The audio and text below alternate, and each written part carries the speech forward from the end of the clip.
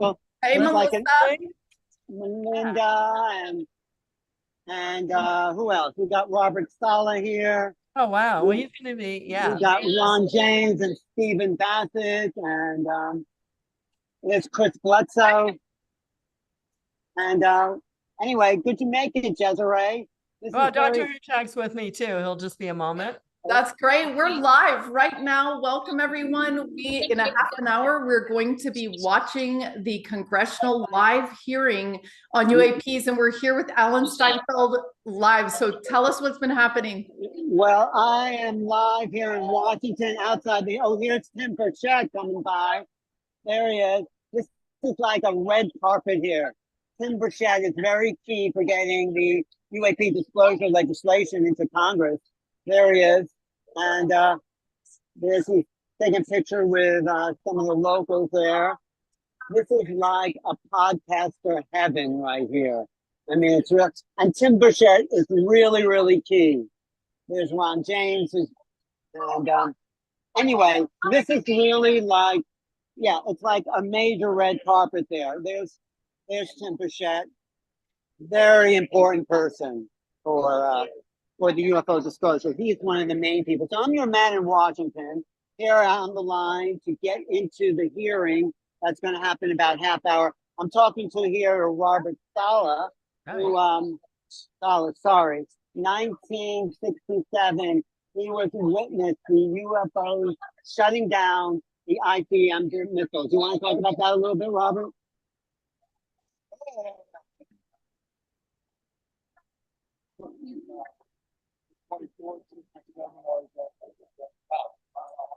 Louder, Alan. Right. And why are you here? What do you hope to accomplish by being here today?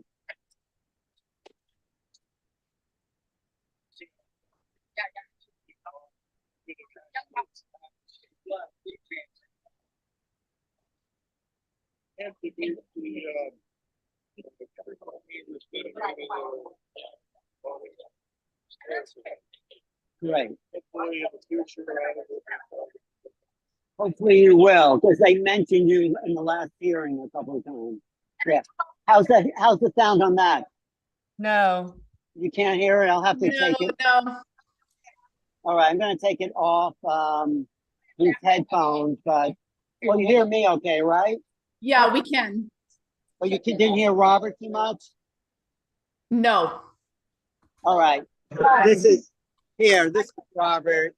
Let me just, we're speaking to a watch party happening out of Sedona, all over the country.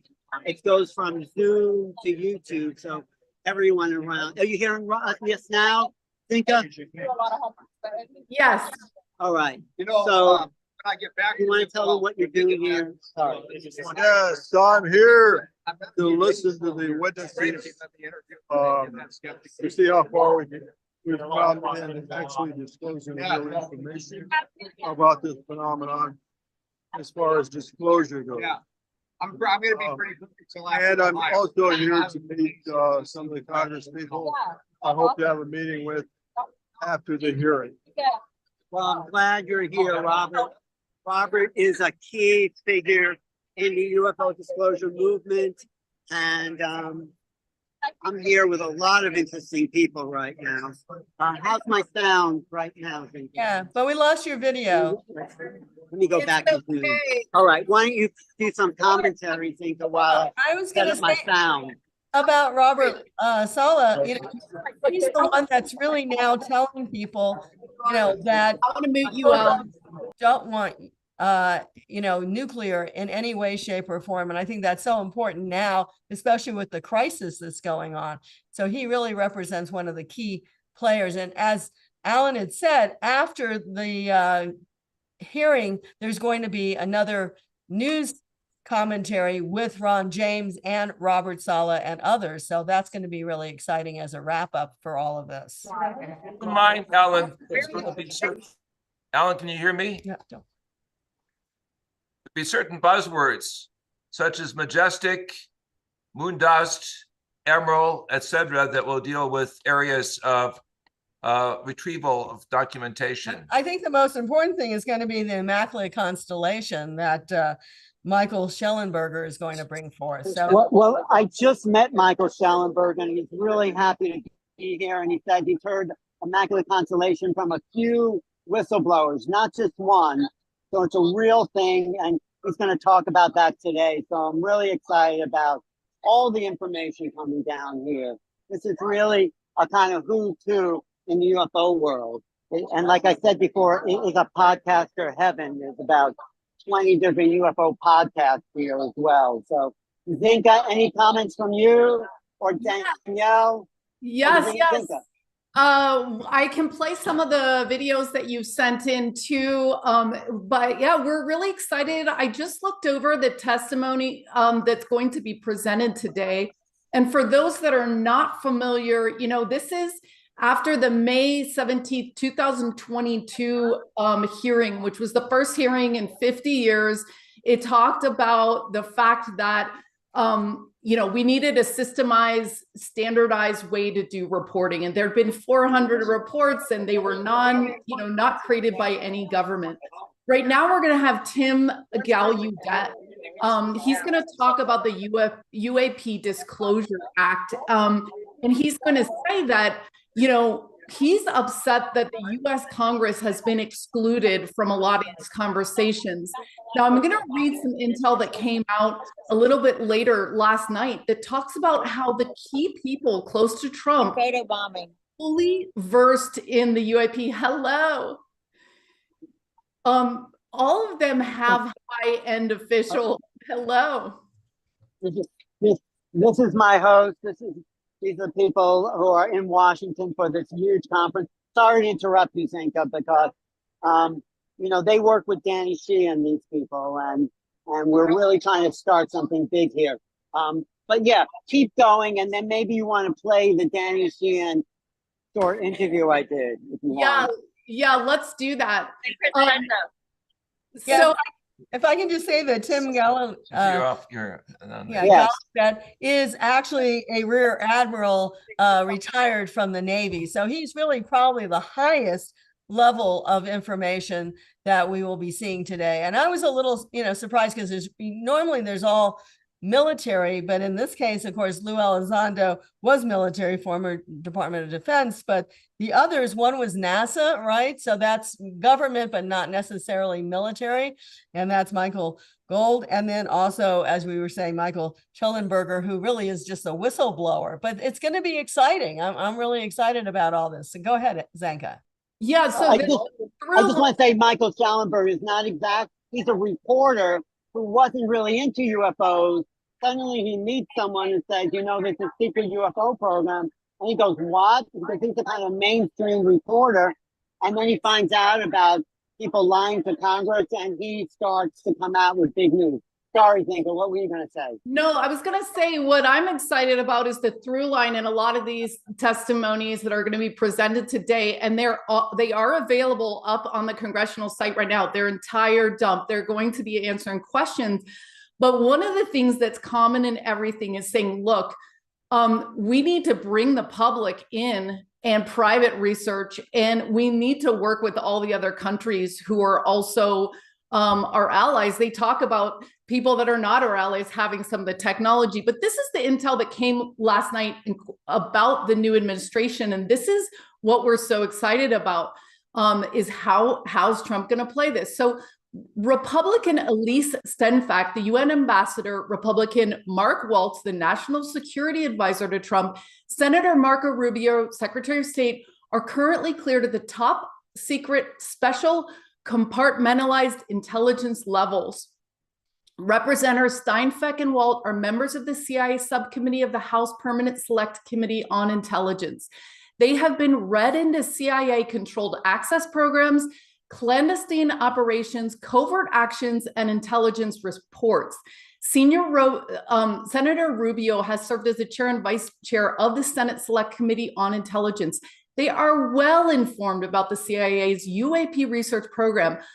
It is anticipated that DNI and CIA director positions will be filled by prior UAP program cleared candidates. So It's going to be That's really important to set the framework for what's going on here. This is some senator there. Does anyone recognize who that is? Anyway. Okay, so let's play the clip that you sent in with Daniel Sheehan here. Or yeah, but before I go there, I just want to say that UFO disclosure is only the beginning. What really is the secret behind the secret are the experiences. The people who are having contact with the phenomena. And before we go to that, I just want to introduce Chris Blow, who's had some amazing contact experiences, and maybe he could just say a few words. Chris, I'm doing a live broadcast. Do you want to say something about what you feel this is going to accomplish for experiencers, this hearing? Go ahead. JJ, I see in there, and Desiree. Hey, y'all. Talk about the experiences angle for this. Yeah, this is great. I think it's going to move. Is that Danielle too? Wow, That's Danielle there. Yeah. Yeah, and Zenka. Anyhow, I think this is absolutely fabulous, and we hope that it moves the ball in the public eye. What will it do for us as experienced? Oh, it gives us vindication. It's everything to know you're right and not to be trolled all the time, right? Because our group is in the know. We're the ones that know the truth. But these other guys, they come along and troll you and all. They're just uninformed. So hopefully this will take the old trolls and put them to the side. Right. Thank you. So that's sort of what I'm trying to say is there's the disclosure, and then it's like, what does that mean? Like, how is the world being affected by that? How's the population? What's going on? What's the secret behind the secret? It's really what I'm trying to say here. It's not that there's UFOs and they have technology. It's how it's interfacing with people like us. Like JJ was at the first disclosure conference in the world. And so he knows, and as an experiencer himself, he has first-hand information about the effect on consciousness. So I didn't mean to interrupt you, Zinka, because you're doing a great job, but I just wanted to get in a few of those comments before we enter the room, because I don't know how much I'll be able to say. But we're so glad you're here. Alan's been up since 5 a.m. with other people to get in line, to get here for this historic moment. You know, one of the good news is that Mike Gold, the former NASA official that's going to be testifying today, is talking about how having NASA's brand and name on disclosure is going to pull the stigma out of this emotional experience. So, oh, there's Stephen Bassett in the line here. I'm going to go ahead and play Garrison as well. So yeah, I'm going to go ahead and play this video clip that Alan sent earlier with Daniel Sheehan. Here we go.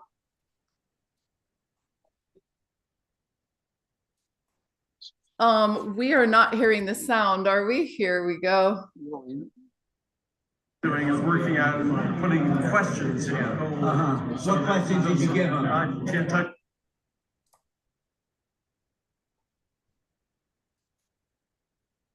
Solicit additional. Are you not hearing that, right? Okay.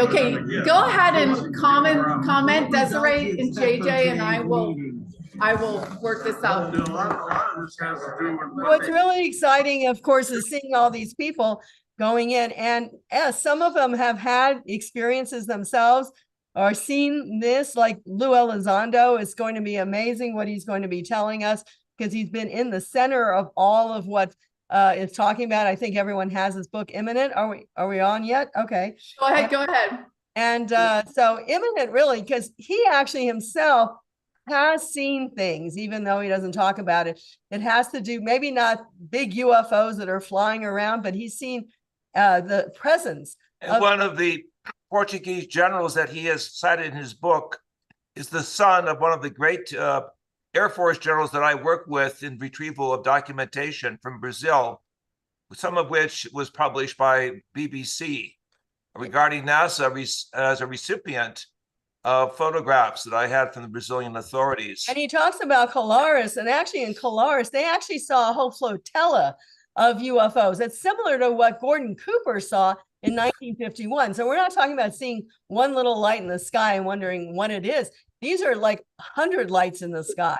Right. Amazing. I think that's why he calls his book imminent, because what is imminent is the full-on awareness that the phenomena is real and it's in every country around the world, and it's growing. There's more UFO sightings daily. So this is imminent, and this is why I feel Congress is in this need to get the truth out so people aren't taken by surprise. So Zenka, why don't you show that Danny Sheehan thing? Because he mentions the Trump administration about what we can do. Okay. Huh.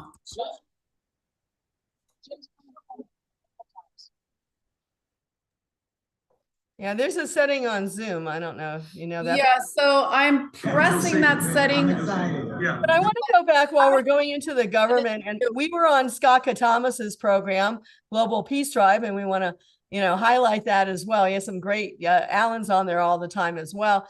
And we went back, people say 47 for Roswell, but actually one of the first things that was a real big cover up was actually Churchill during World War II. So that really almost started the cover up in terms of, not bringing this out. That was in 1944, but Cape Girardeau, Missouri, was 1941.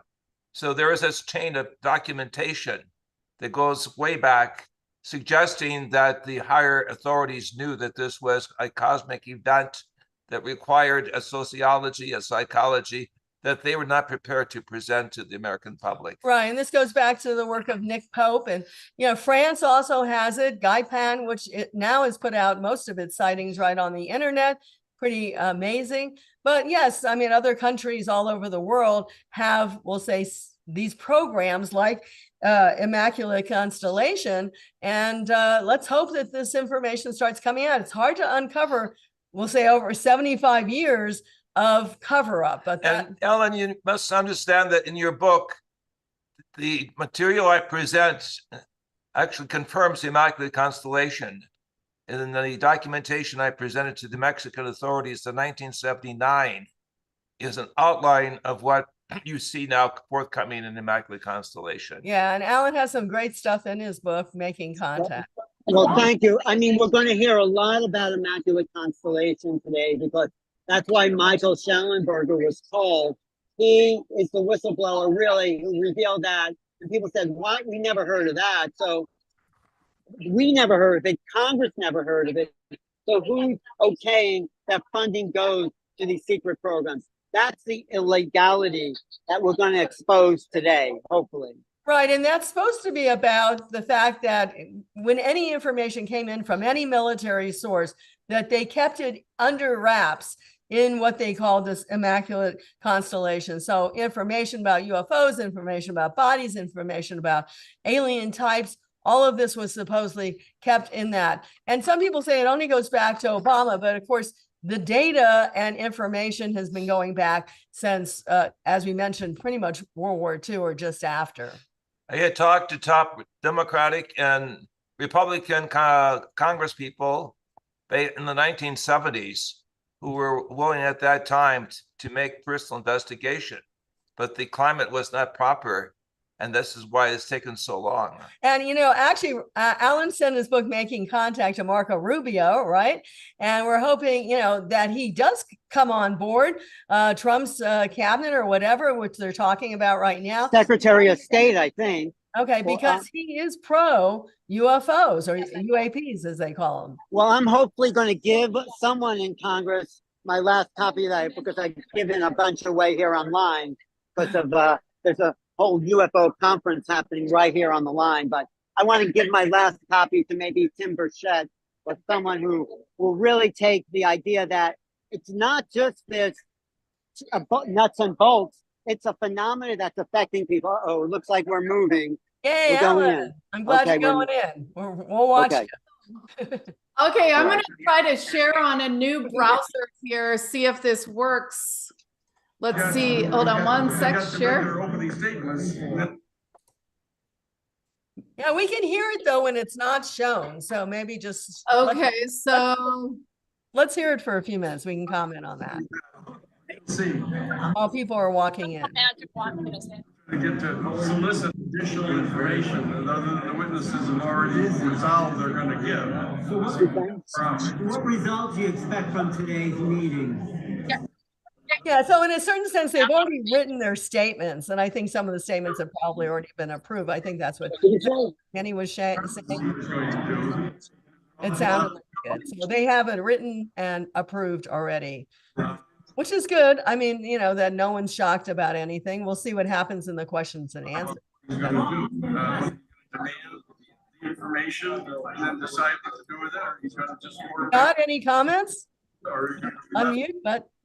Okay, so this is what Daniel Sheehan just said. He's saying, look, the big question is, how is Trump going to react? Is he going to demand for the information and then is he going to share it? Or is he going to demand for the information and stay quiet?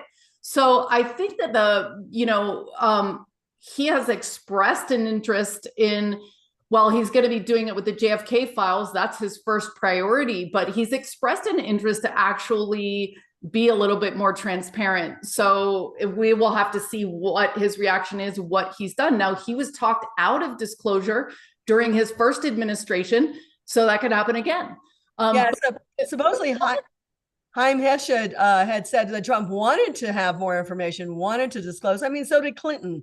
But that even according to Chaim Hesed, who's from the Israeli space program, retired now as well, he said that the ETs actually did not want this information out yet. So I think there's a lot of factors. I don't know if that's true or not. Clinton just said he knew it was there, but he couldn't get to it. I think in the age of Steven Spielberg, with so many young people being aware of cosmic intelligence and civilization, it would be a step backwards to say that the ETs, if they were on our side of disclosure, would say this is not the right time. I think that argumentation holds inner nuances of rivalry between different groups behind the scene, wanting to bring forth the real story. So we're pushing really the envelope that we have frank, honest, and in-depth discussions. And again, I salute our colleague Alan Steinfeld in his book, because in the notes, the footnotes, and the chapters from the other contributors, you will see a much larger picture of the sociology and psychology that is part of the disclosure. Without the psychology, this will not make sense to most people who are not aware that there are other evolutionary possibilities within grasp. Danielle, did you want to share? Yeah, we're going to see if Danielle can go ahead and share the video out here of another clip that Alan got this morning. Now, go ahead, Danielle. Oh, she's talking. Danielle, see if you can share that. Okay, so you, not the Danny Sheehan one. No, let's I'm about to enter the hearing room. I'm about to enter the hearing room. Let me stay tuned for a second. I'm about to get a seat. Is it the last one that you posted? Yes, yes. Wait, I'm about to get a seat in the hearing room, okay? Yeah, we're excited. Let me share my screen. Made it there. So looks like everyone's getting a seat. Jeremy is currently going live, and it was a friend of mine watching Jeremy say that they start Are you guys seeing my screen? Yes. Yeah. Hey, Yeah, Alan's in. Fabulous. Great. This is myself. move down, keep moving down. There's like some key in there. Can you hear me?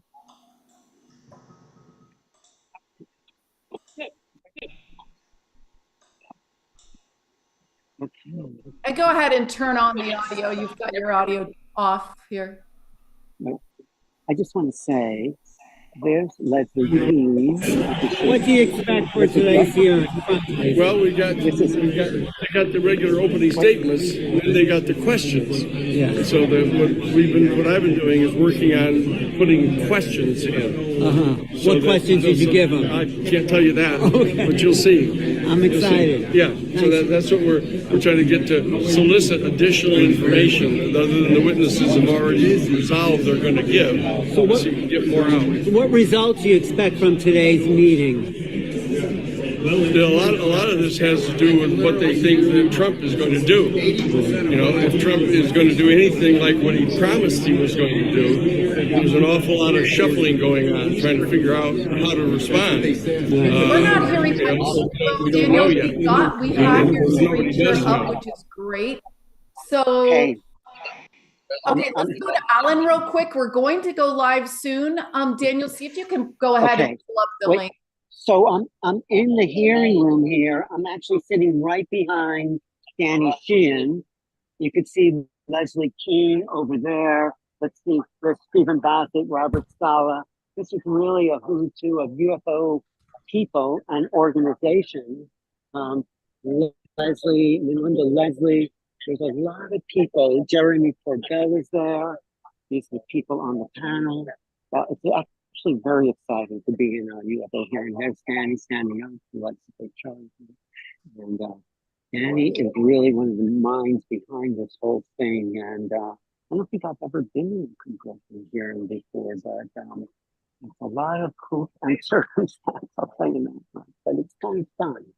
It's fun to be right here in the midst as it comes down. So I think it'll be better. Oh, I'm sitting right in front of the C-SPAN camera. Are you going live?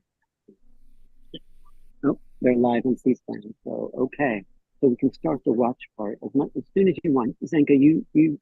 know it, okay? Daniel's got it up right now, and we're waiting for it to start. But we've got just 3 more minutes now. One of the interesting things that Luis Elizondo is going to talk about is the arms race that he calls what has been happening with UAP technology that nations have already learned about and have been researching.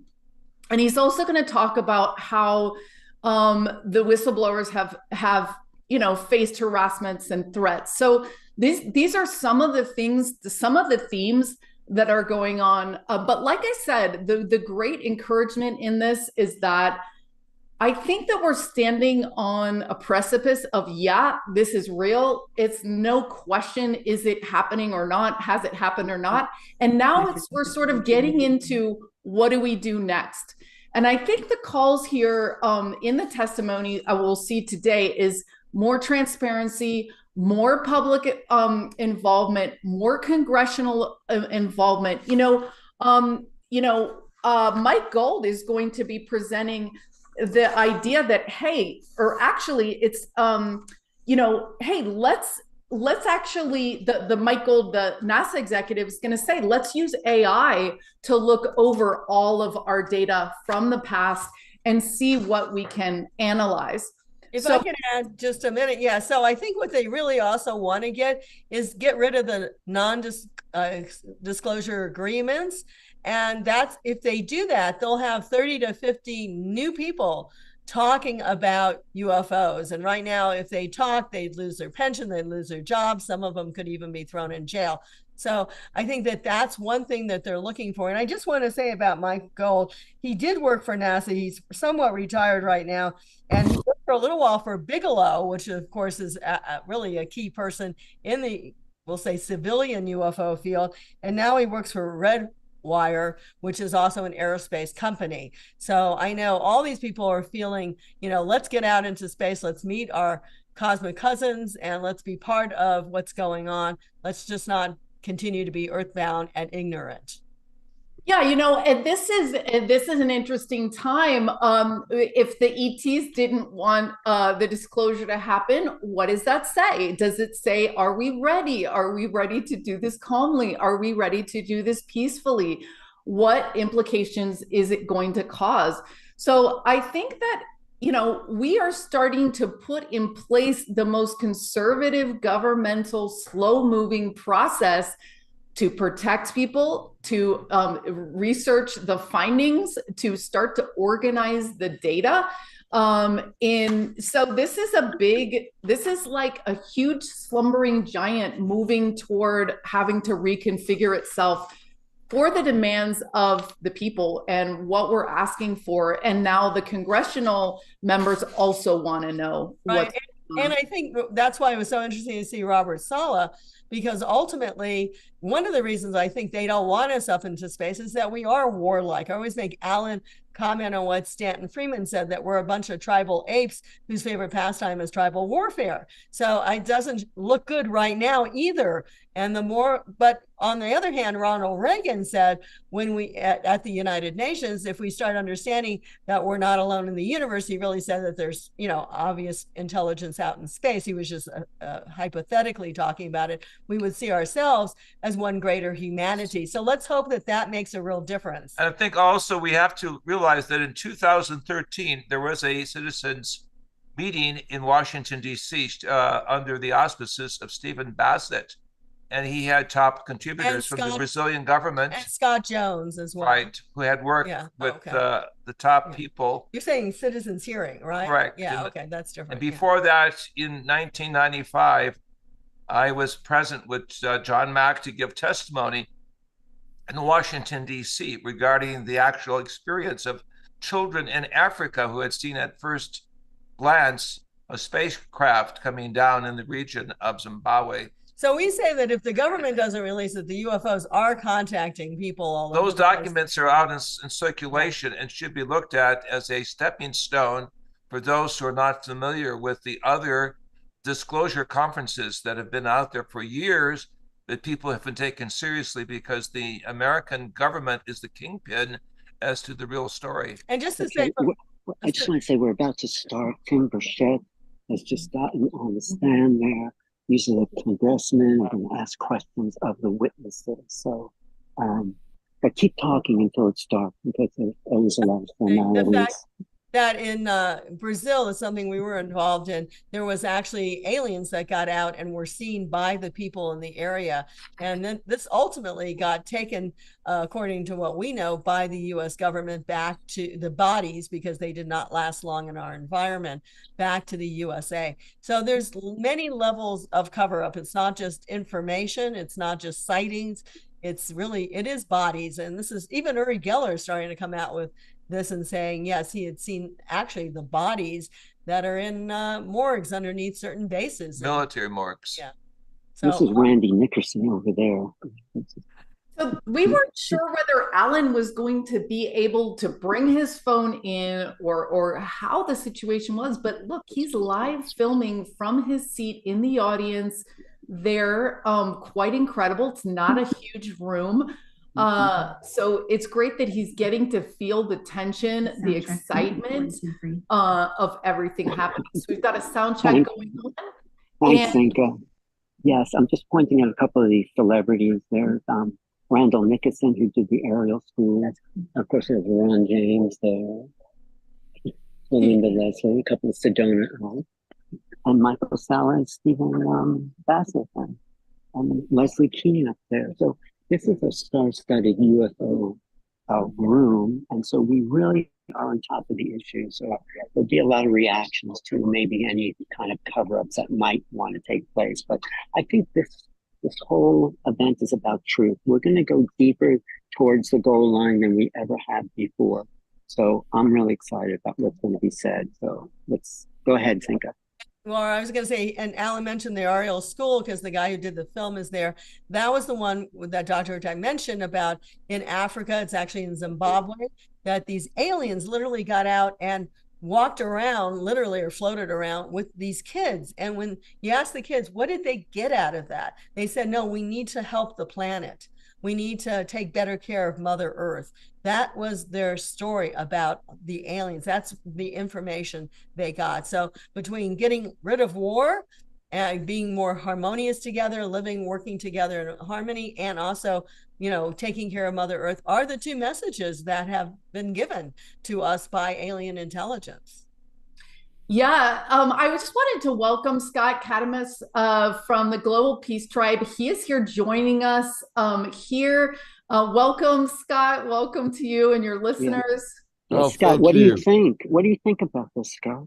Well, we just had Elizabeth April and Tirolanka on my show on Monday, and they both said something really important, which is that they both said that our galactic family says that humanity is still not quite ready for disclosure. They both said that, and they both are, sources that we respect. But all of us don't have to wait for it to happen in the big external world. We all can keep tuning in and creating our own direct connection with multidimensional reality. So as we watch, the fascinating thing going on with the government, let's also remember that it's up to each and every one of us to open our hearts, open our minds, open our consciousness, and have our own direct experiences. Exactly. Well That's why said, Scott. people were applauding as Lou Elizondo and Tim Gallaudet entered the room as the whole crowd was like applauding it was the beginning of the performance, or not only performance, but it's truth. I think we're going to hear some truth here. So go ahead, Scott. Sorry. And just to say that Lou Elizondo in his show with News Nation said that disclosure is not a sprint, it's a marathon. So I think this is just another step, and hopefully between this and the Senate hearing, more and more will be released. I would like to add a footnote to what Scott has said, and also what we've observed by the indigenous elders that we've talked to in South America, Mexico, and Africa. They know we're very close to environmental destruction. I think this is a time and a key to why we need rapid disclosure for the sake of those parts of the world that are going to go through rapid climate change. And they need assurance from the cosmic cultures, the cosmic others, that we're being watched and that there is scientific assistance if we are able to take that knowledge and use it. Even if that disclosure is limited to the top scientists and educators, it still will be of great value, because we are going, according to their records, the indigenous see the loss of upwards of 30 to 50% of humanity. If we do not change our course in the next few years, within the next decade, we're going to see massive destruction of environmental situations. So we begin to see now. Okay, we're starting the broadcast. We're starting.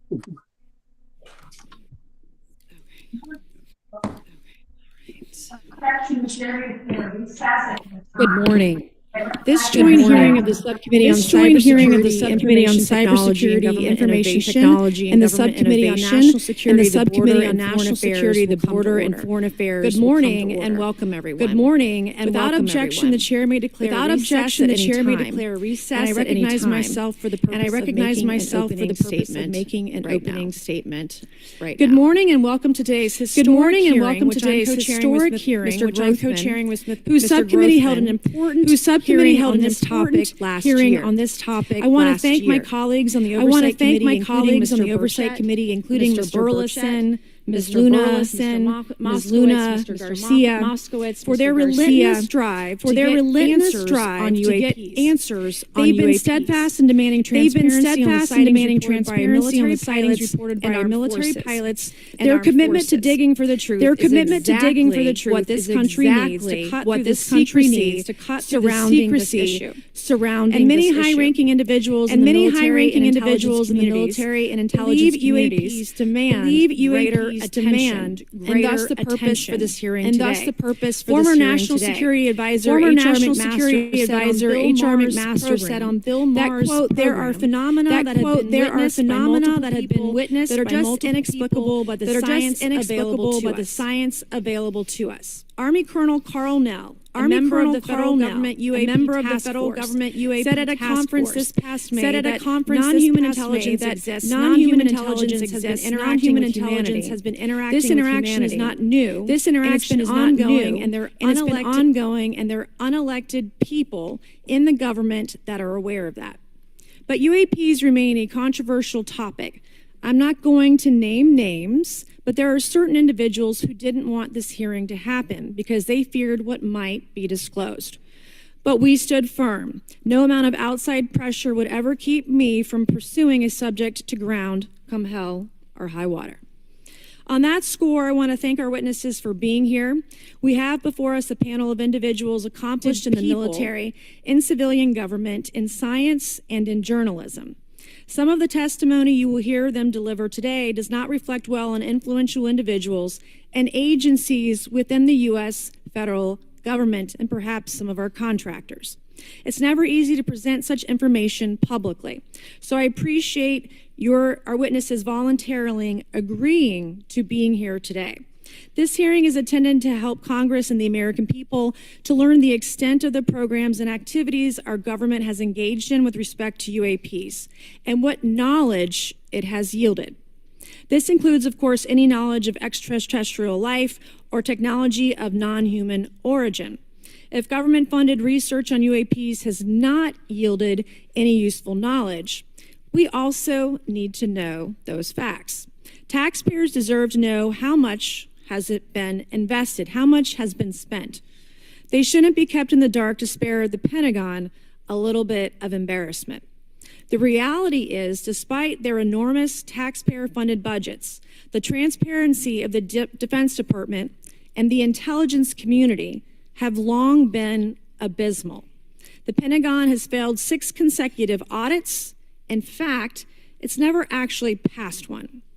Adding to this is a runaway overclassification of documents and materials, a reluctance to declassify materials when appropriate, and at times an outright refusal to share critical information with Congress. In short, it's not a track record that instills trust.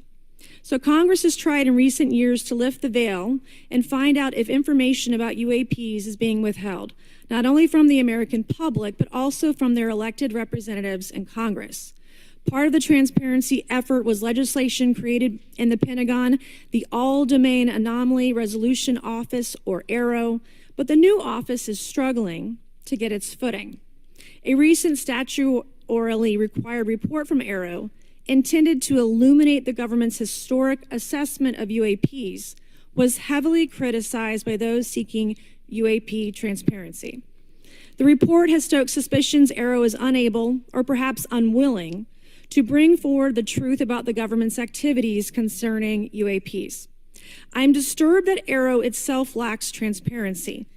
Even its budget is kept from the public. So if there is no there, then why are we spending money on it, and by how much? Why the secrecy if it's really no big deal and there's nothing there? Why hide it from the American people? Because I'm not a mathematician, but I can tell you that doesn't add up. I expect some of our witnesses to share their views on that AARO report.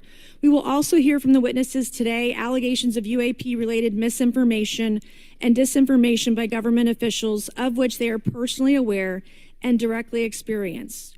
And we will hear testimony today concerning recent revelations about a purportedly secret UAP program whose existence and findings may have been improperly withheld from Congress.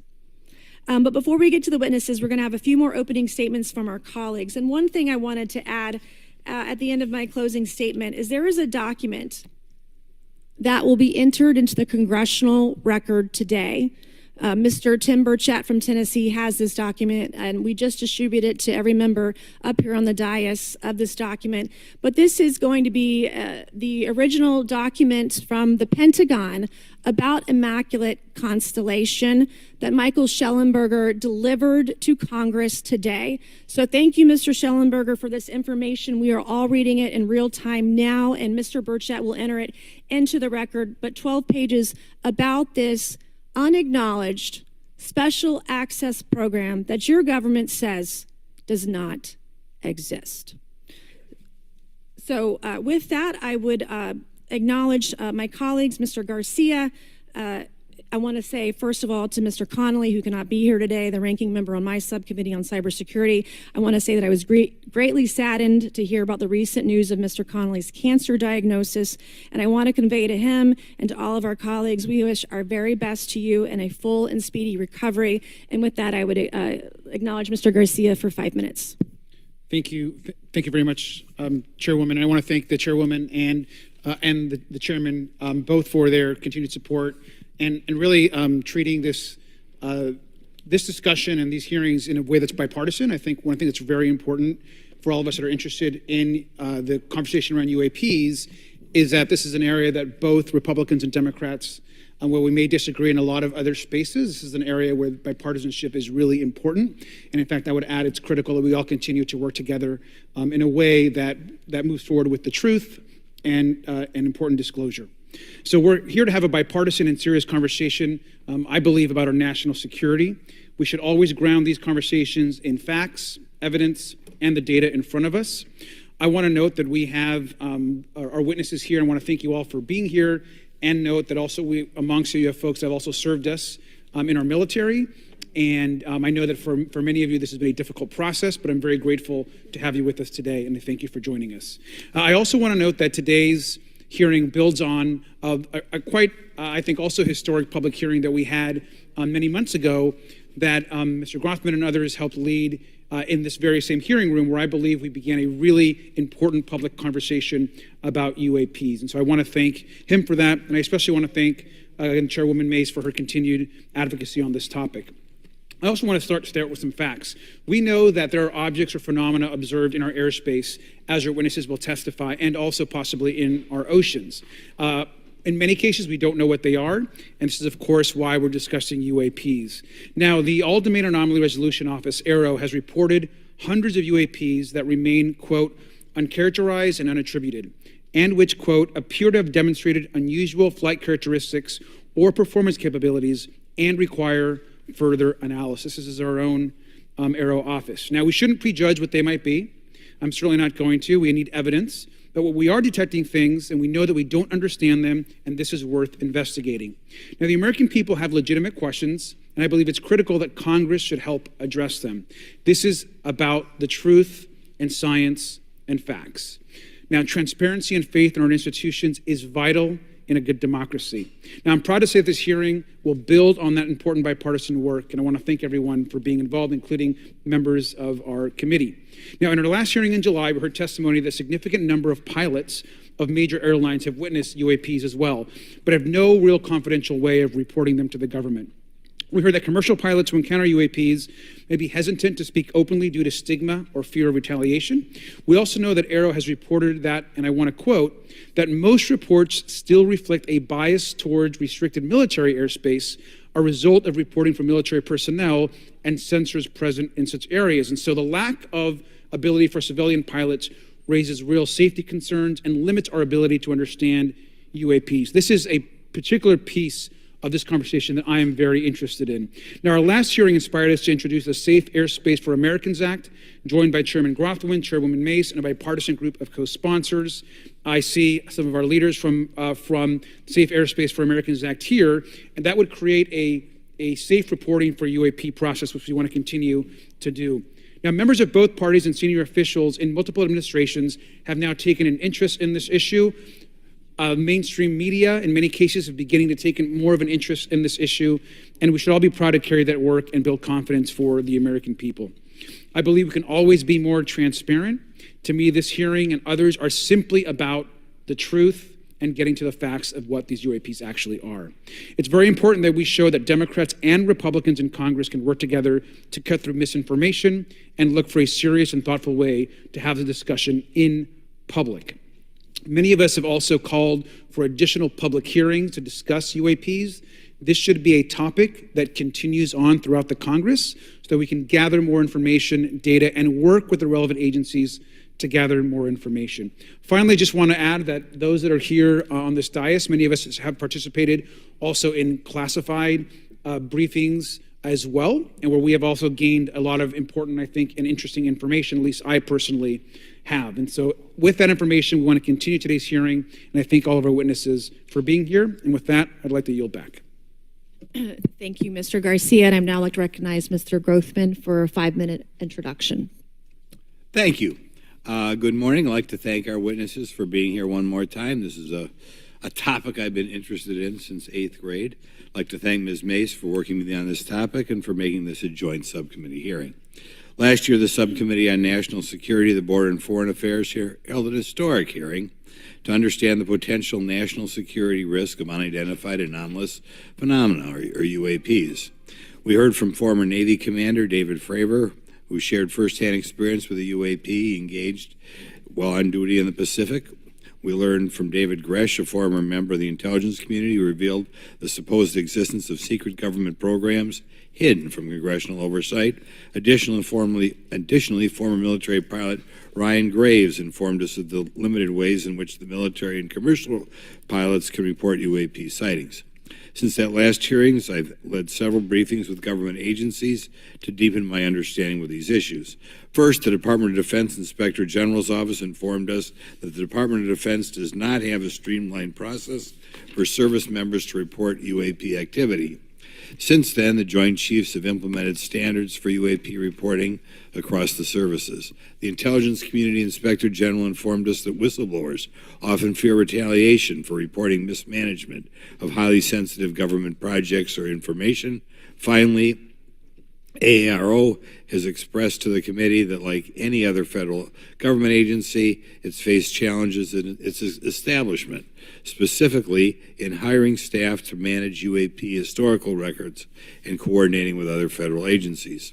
While these agencies have been helpful to us in understanding the challenges that come from collecting UAP data, none of them have been able to substantiate the claims made at this hearing last year by David Grush. Despite our committee members endlessly questioning these agencies inside and outside of a SCIF, I hope our witnesses today will be able to provide evidence and content that is worthwhile to our pursuits of eliminating government waste and increasing transparency. To help alleviate some of the roadblocks, I'm supportive of measures that were included in last year's National Defense Authorization Act to increase transparency and improve record-keeping measures when it comes to UAPs. But I believe there's still more work to go. I co-led the Safe Airspace for Americans Act with Ranking Member Garcia, which requires the Federal Aviation Administration to develop procedures to collect UAP data from civilian aviators. I look forward to working with members of Congress to see that this legislation and other UAP legislation crosses the finish line. I'm deeply alarmed by the reporting of the massive drone swarm that flew over Langley Air Force Base in Virginia last December. Langley is the home of the 1st Fighter Wing, which maintains half of the F-22s in the U.S. Air Force inventory.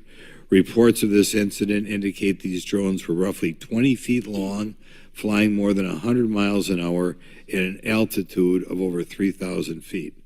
Yet the origin of these drones and their operators remains a mystery.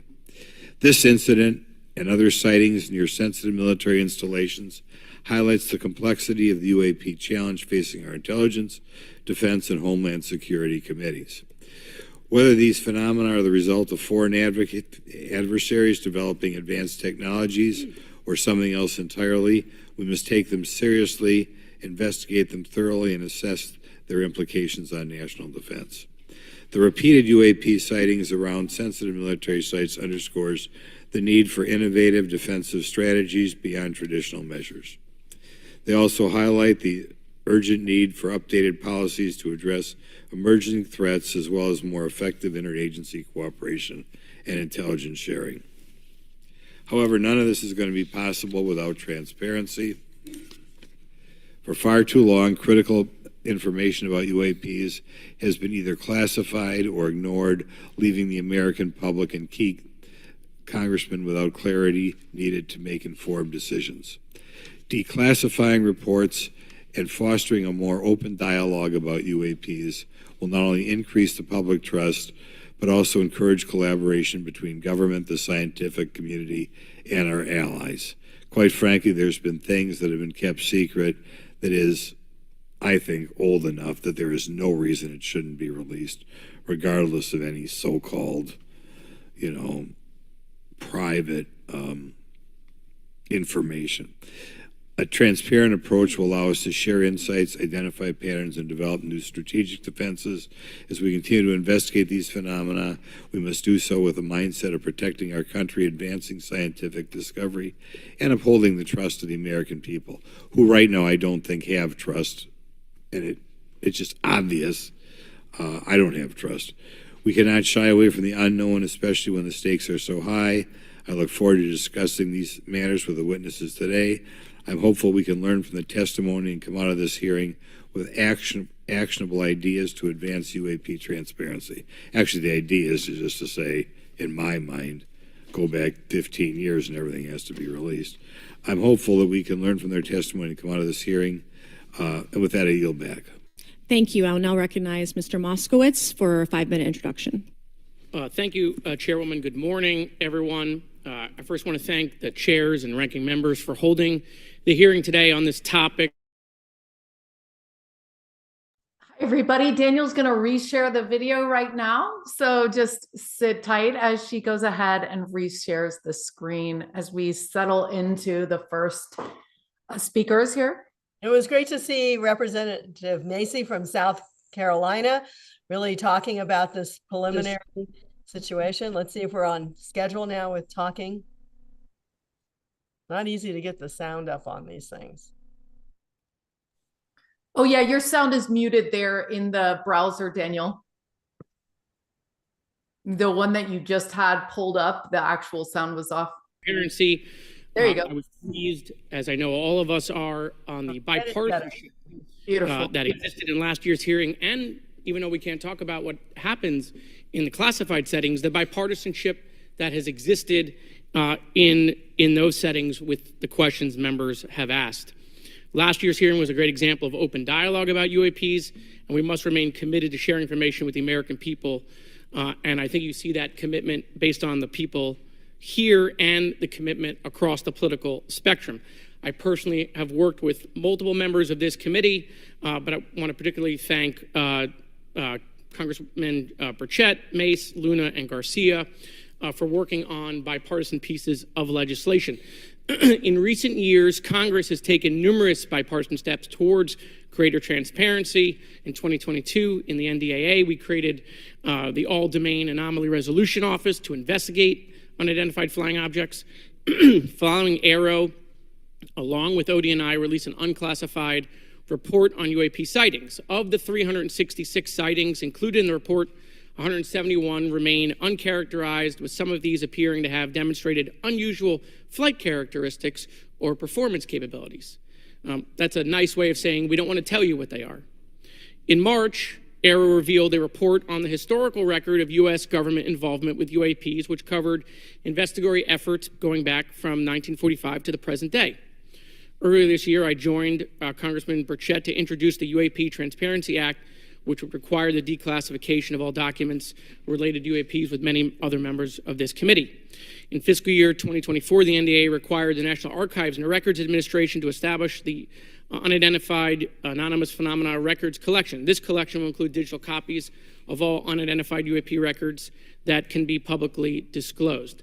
This commitment in transparency is vitally important, and unnecessary overclassification has led to a void of information, which has allowed theories over the decades to foster. When the American people and members of Congress ask, are reports of UAPs credible, we're met with stonewalling. We're met with responses of, I can't tell you. And in fact, we're met with people not wanting us to have hearings. We're met with people not wanting us to ask you questions. In fact, many of us were told not to ask some of you certain questions on certain topics. In a time of heightened distrust of our government institutions, I believe more transparency is not only needed, but is possible. And obviously we can respect national security limits, but we also have to provide our constituents with the information and oversight that they have tasked us for. As part of this, government agencies must maintain open lines of communication with members of Congress. And there are regular questions that Americans have. What are UAPs? Are they real? Are they ours? How has this technology been developed? How do they get funded? Right? And now we've seen this has gone from a long time ago where you could discredit people because it's some guy living in a Winnebago. You're able to see people now, these are pilots, these are military, these are folks with serious backgrounds. This has changed the face of this because now we have video. People have questions. We know there are advanced technology programs.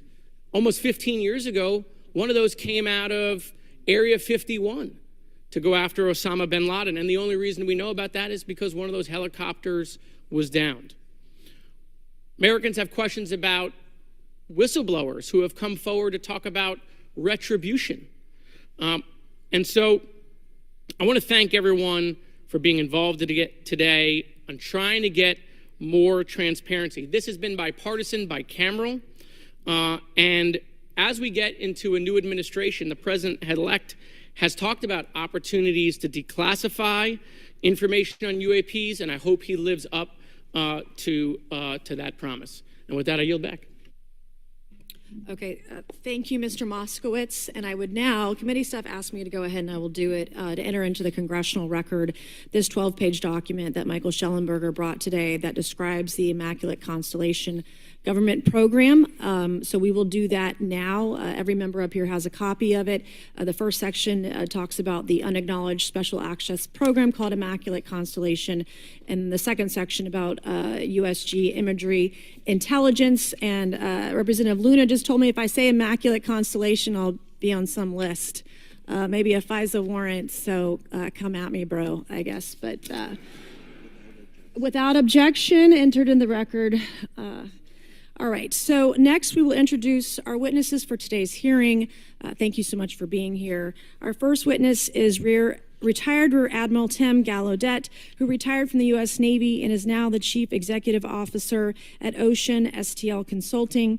Our second witness is Mr. Lou Elizondo, a former Department of Defense official and author of a recent bestseller book about UAPs.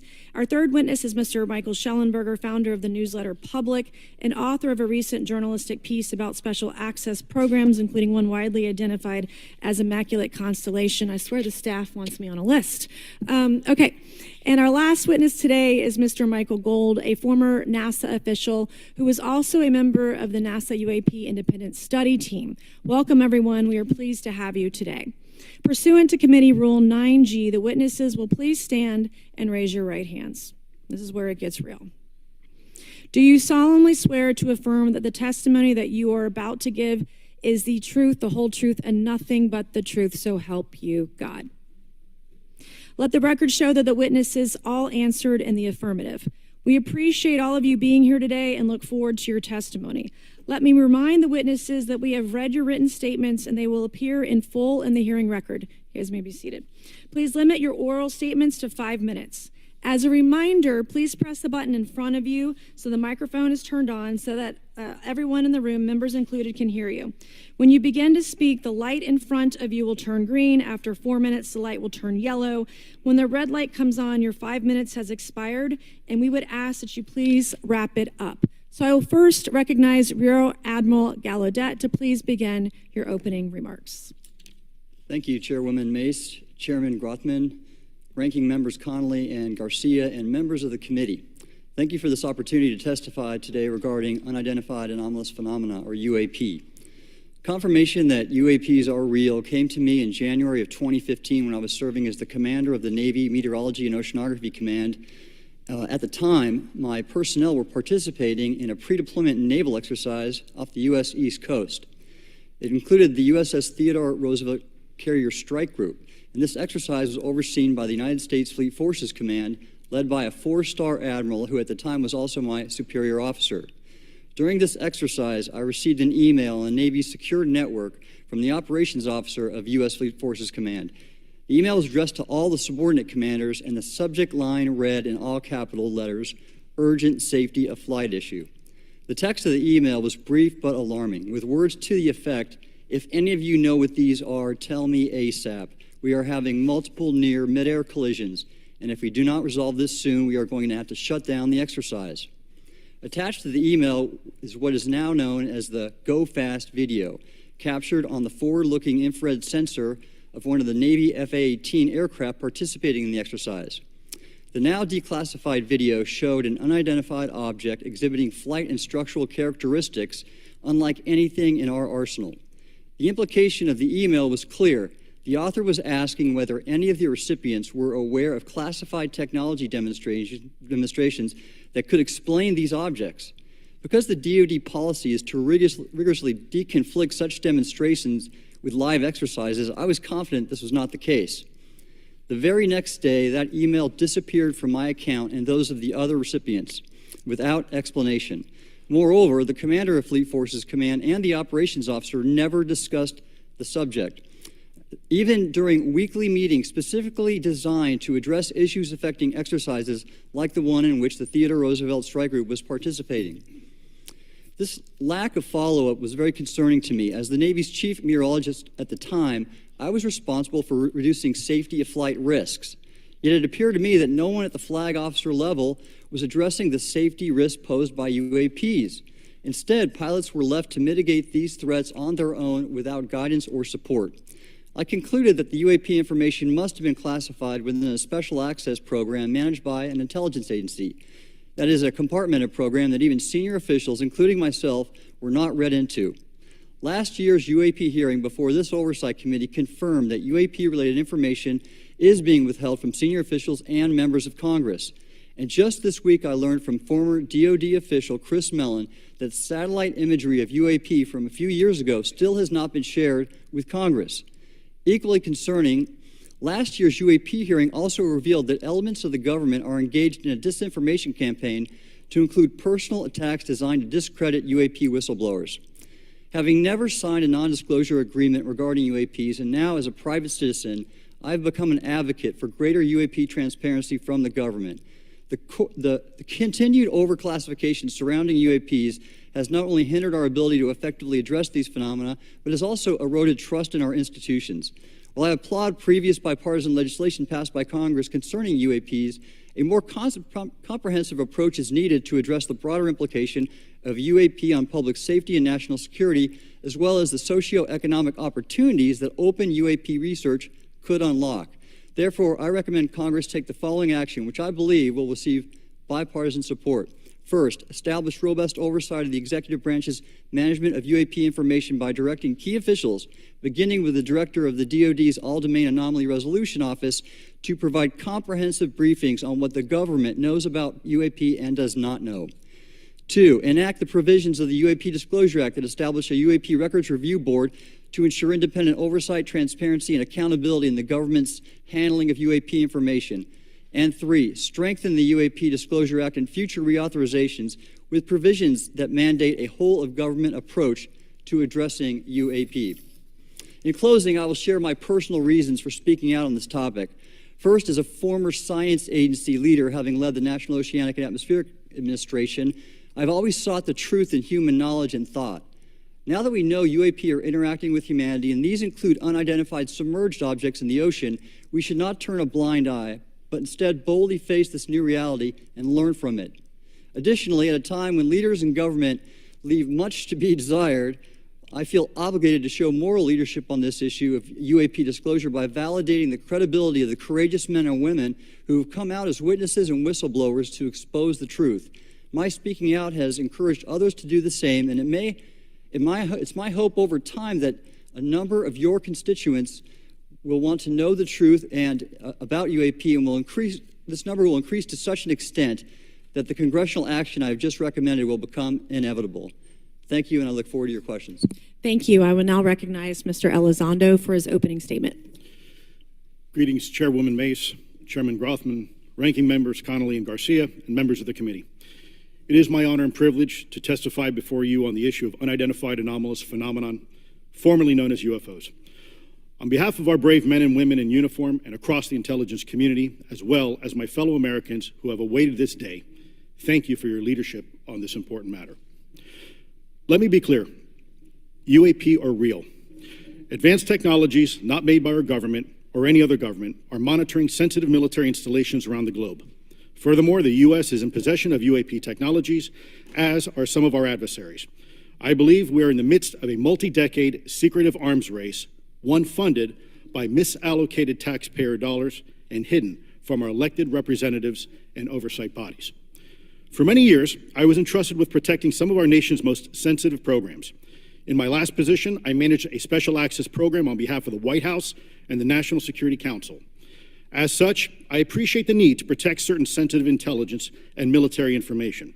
I consider my oath to protect secrets as sacred, and I will always put the safety of the American people first. With that said, I also understand the consequences of excessive secrecy and stovepiping. Nowhere was this more apparent than in the aftermath of 9/11, which many of us remember all too well. I believe that America's greatness depends on three elements. A watchful Congress, B, a responsive executive branch, and C, an informed public. Over the last decade and a half, I learned that certain UAP programs were and are operating without any of these elements. Although much of my government work on the UAP subject still remains classified, excessive secrecy has led to grave misdeeds against loyal civil servants, military personnel, and the public, all to hide the fact that we are not alone in the cosmos. A small cadre within our own government involved in the UAP topic has created a culture of suppression and intimidation that I've personally been victim to, along with many of my former colleagues. This includes unwarranted criminal investigations, harassment, and efforts to destroy one's credibility. Most Americans would be shocked to learn that the Pentagon's very own Public Affairs Office openly employs a professional psychological operations officer as the singular point of contact for any UAP-related inquiries from citizens and the media. This is unacceptable. Many of my former colleagues and I have provided classified testimony to both the Department of Defense and the Intelligence Community Inspector General, and many of us have subsequently been targeted by this cabal with threats to our careers, our security clearances, and even our lives. This is not hyperbole, but a genuine fact, and this is wrong. To fix these problems, I propose three principal actions. First, Congress and the President should create a single point of contact responsible for a whole-of-government approach to the UAP issue. Currently, the White House, CIA, NASA, the Pentagon, Department of Energy, and others play a role, but no one seems to be in charge, leading to unchecked power and corruption. Second, we need a national UAP strategy that will promote transparency and help restore the American public's trust at a time when the public's trust is at an all-time low. This strategy should include a whole-of-government approach, including the academic and scientific communities, the private sector, and our international partners and allies. Third, Congress should create a protected environment so whistleblowers desperate to do the right thing can come forward without fear. As it currently stands, these whistleblowers suffer because of stigma, a code of silence, and concerns about retaliation. These whistleblowers should be encouraged to come forward in ways that protect them against any forms of retaliation. Policies and procedures should ensure that protection, and for those who refuse to cooperate, it is up to the members of this committee and the other lawmakers to wield their subpoena power against hostile witnesses and prevent additional government funding to those UAP efforts that remain hidden from congressional oversight. In closing, we as Americans have never been afraid of a challenge. In fact, we thrive on them, whether it's eradicating polio or going to the moon. We don't run from a challenge, we take it head on. To the incoming administration and Congress, I say to you, we need immediate public transparency. And this hearing is an important step on that journey. If we approach the UAP topic in the same way as we as Americans have met other challenges, we can restore our faith in our government institutions.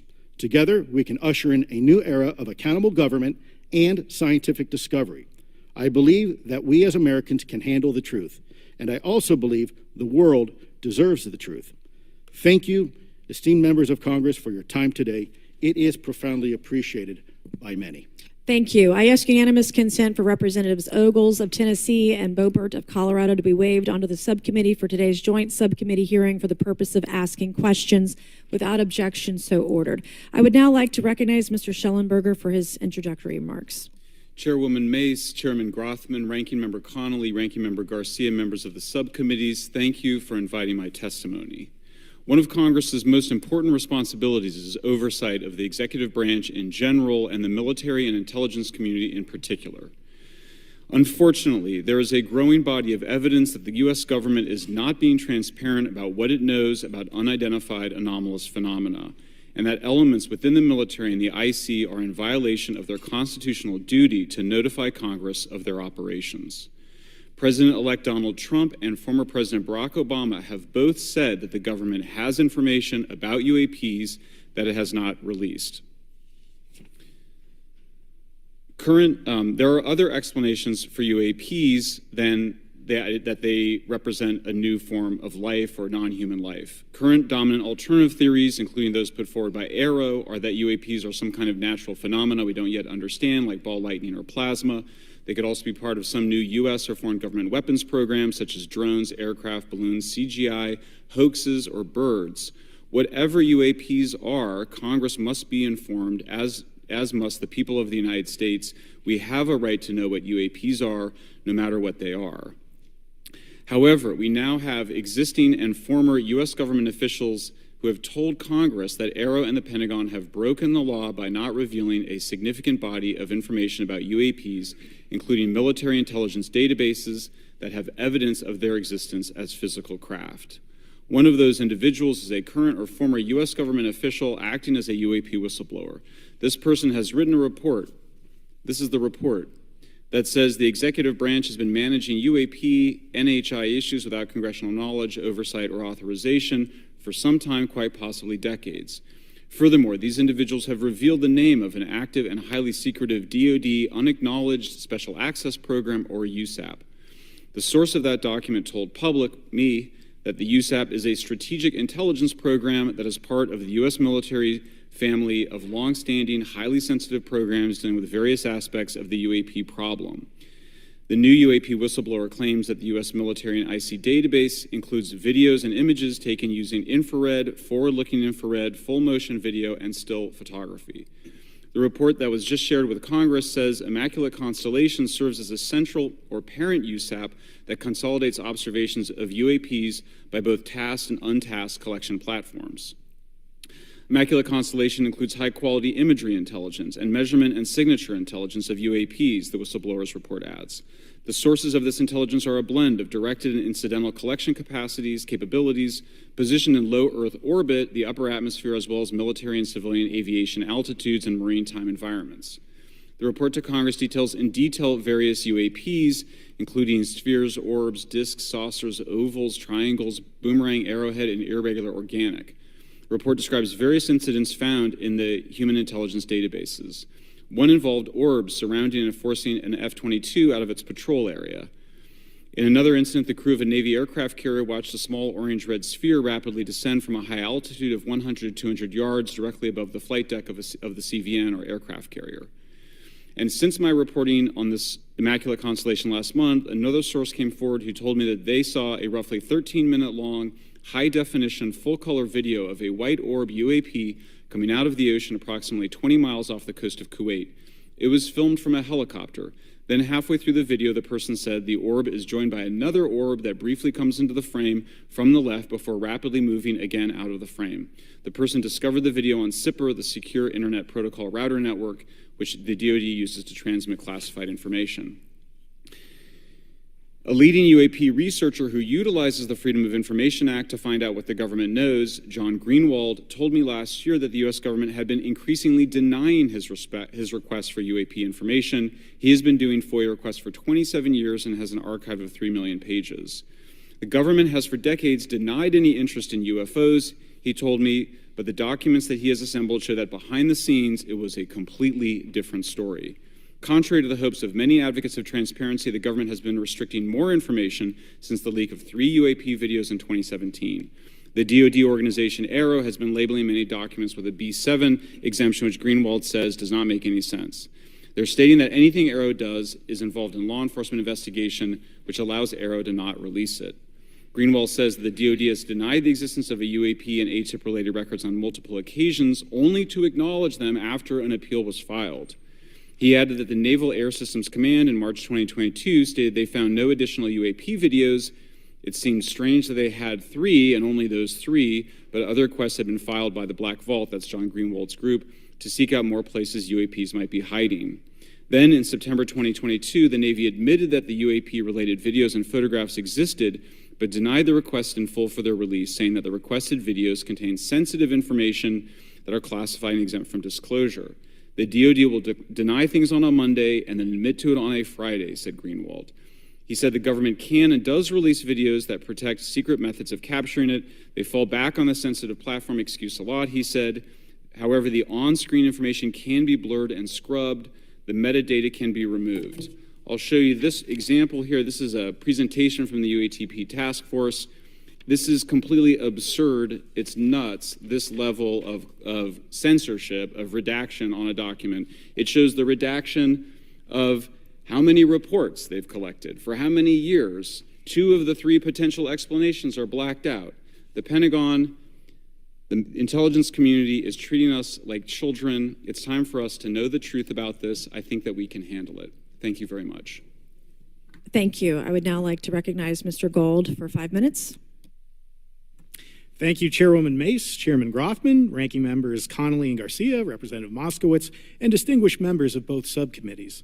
I'm grateful to all of you, as well as your intrepid staff, for the opportunity to testify, and would like to begin by discussing courage. Courage is what it takes to tackle this topic, and courage in the face of adversity is what I see in front of me, beside me, and behind me. Per my introduction, I am currently the Chief Growth Officer at Redwire Space and have had several leadership positions at NASA. That being said, I want to be clear that I am speaking exclusively on my own behalf and not for Redwire, NASA, or any other organization. However, I am here today to speak out for science. Science requires data, which should be collected without bias or prejudice. Yet, whenever the topic of UAP arises, those who wish to explore the phenomena are often confronted with resistance and ridicule.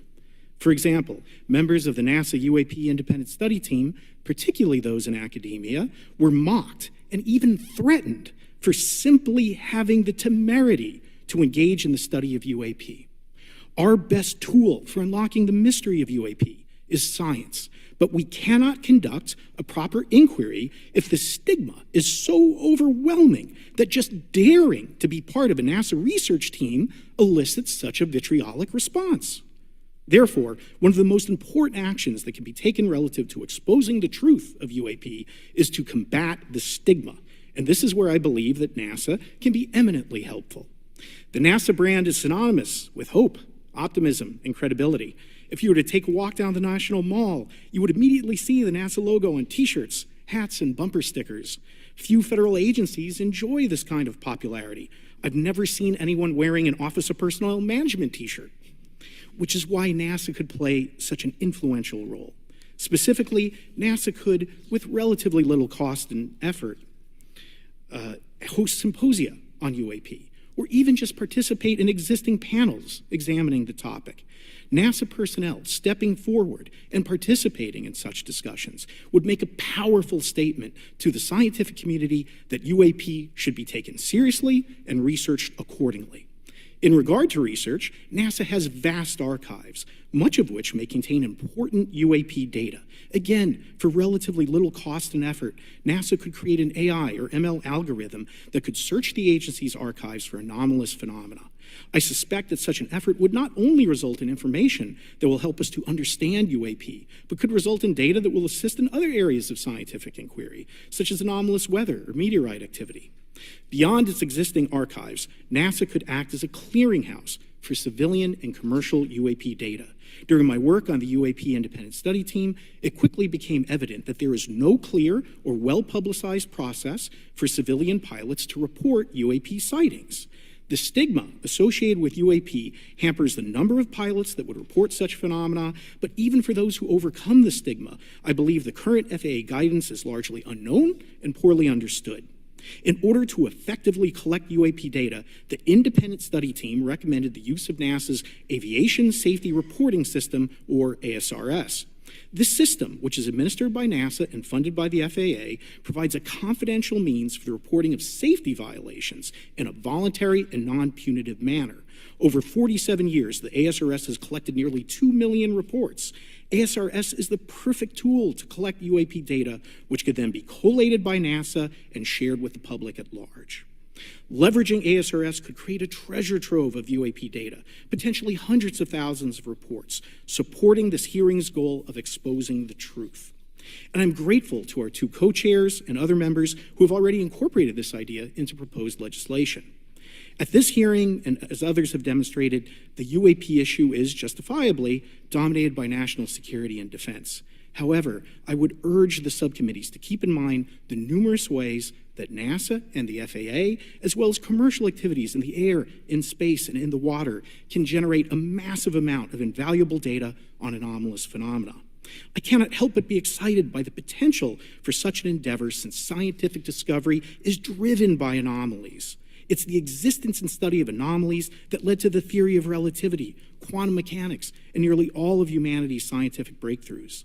This is why the study of UAPs should be embraced, since whatever is occurring, the chance to garner new knowledge should never be ignored. We must be thorough in collecting information, fearless in making conclusions, and open to following the data, no matter how mundane or extraordinary the results may be. I began this testimony by praising the Joint Subcommittee members for their courage, and I will end by echoing that sentiment. As the saying goes, the truth is out there. We just need to be bold enough and brave enough to face it. Thank you. Thank you. Thank you all. I will now recognize myself for 5 minutes of questioning. I have a lot of questions, and I have a lot of witnesses. So I would just ask if it's yes or no to please just tell me yes or no. If it requires more than that, be very succinct, because I would like to go down the line and ask as many questions as possible. So for the Admiral this morning first, former DoD official Chris Mellon reached out to you about satellite imagery from 2017 that depicts a UAP. What were the dates in 2017 when this occurred? I can't share with you the details, ma'am, but I can do it in a closed setting, and I can also tell you the agency that wrote a report on it. Okay, so who has the imagery? I can tell you that in a closed setting. Can you describe what was depicted in the satellite imagery? Just a description. It was a UAP, ma'am.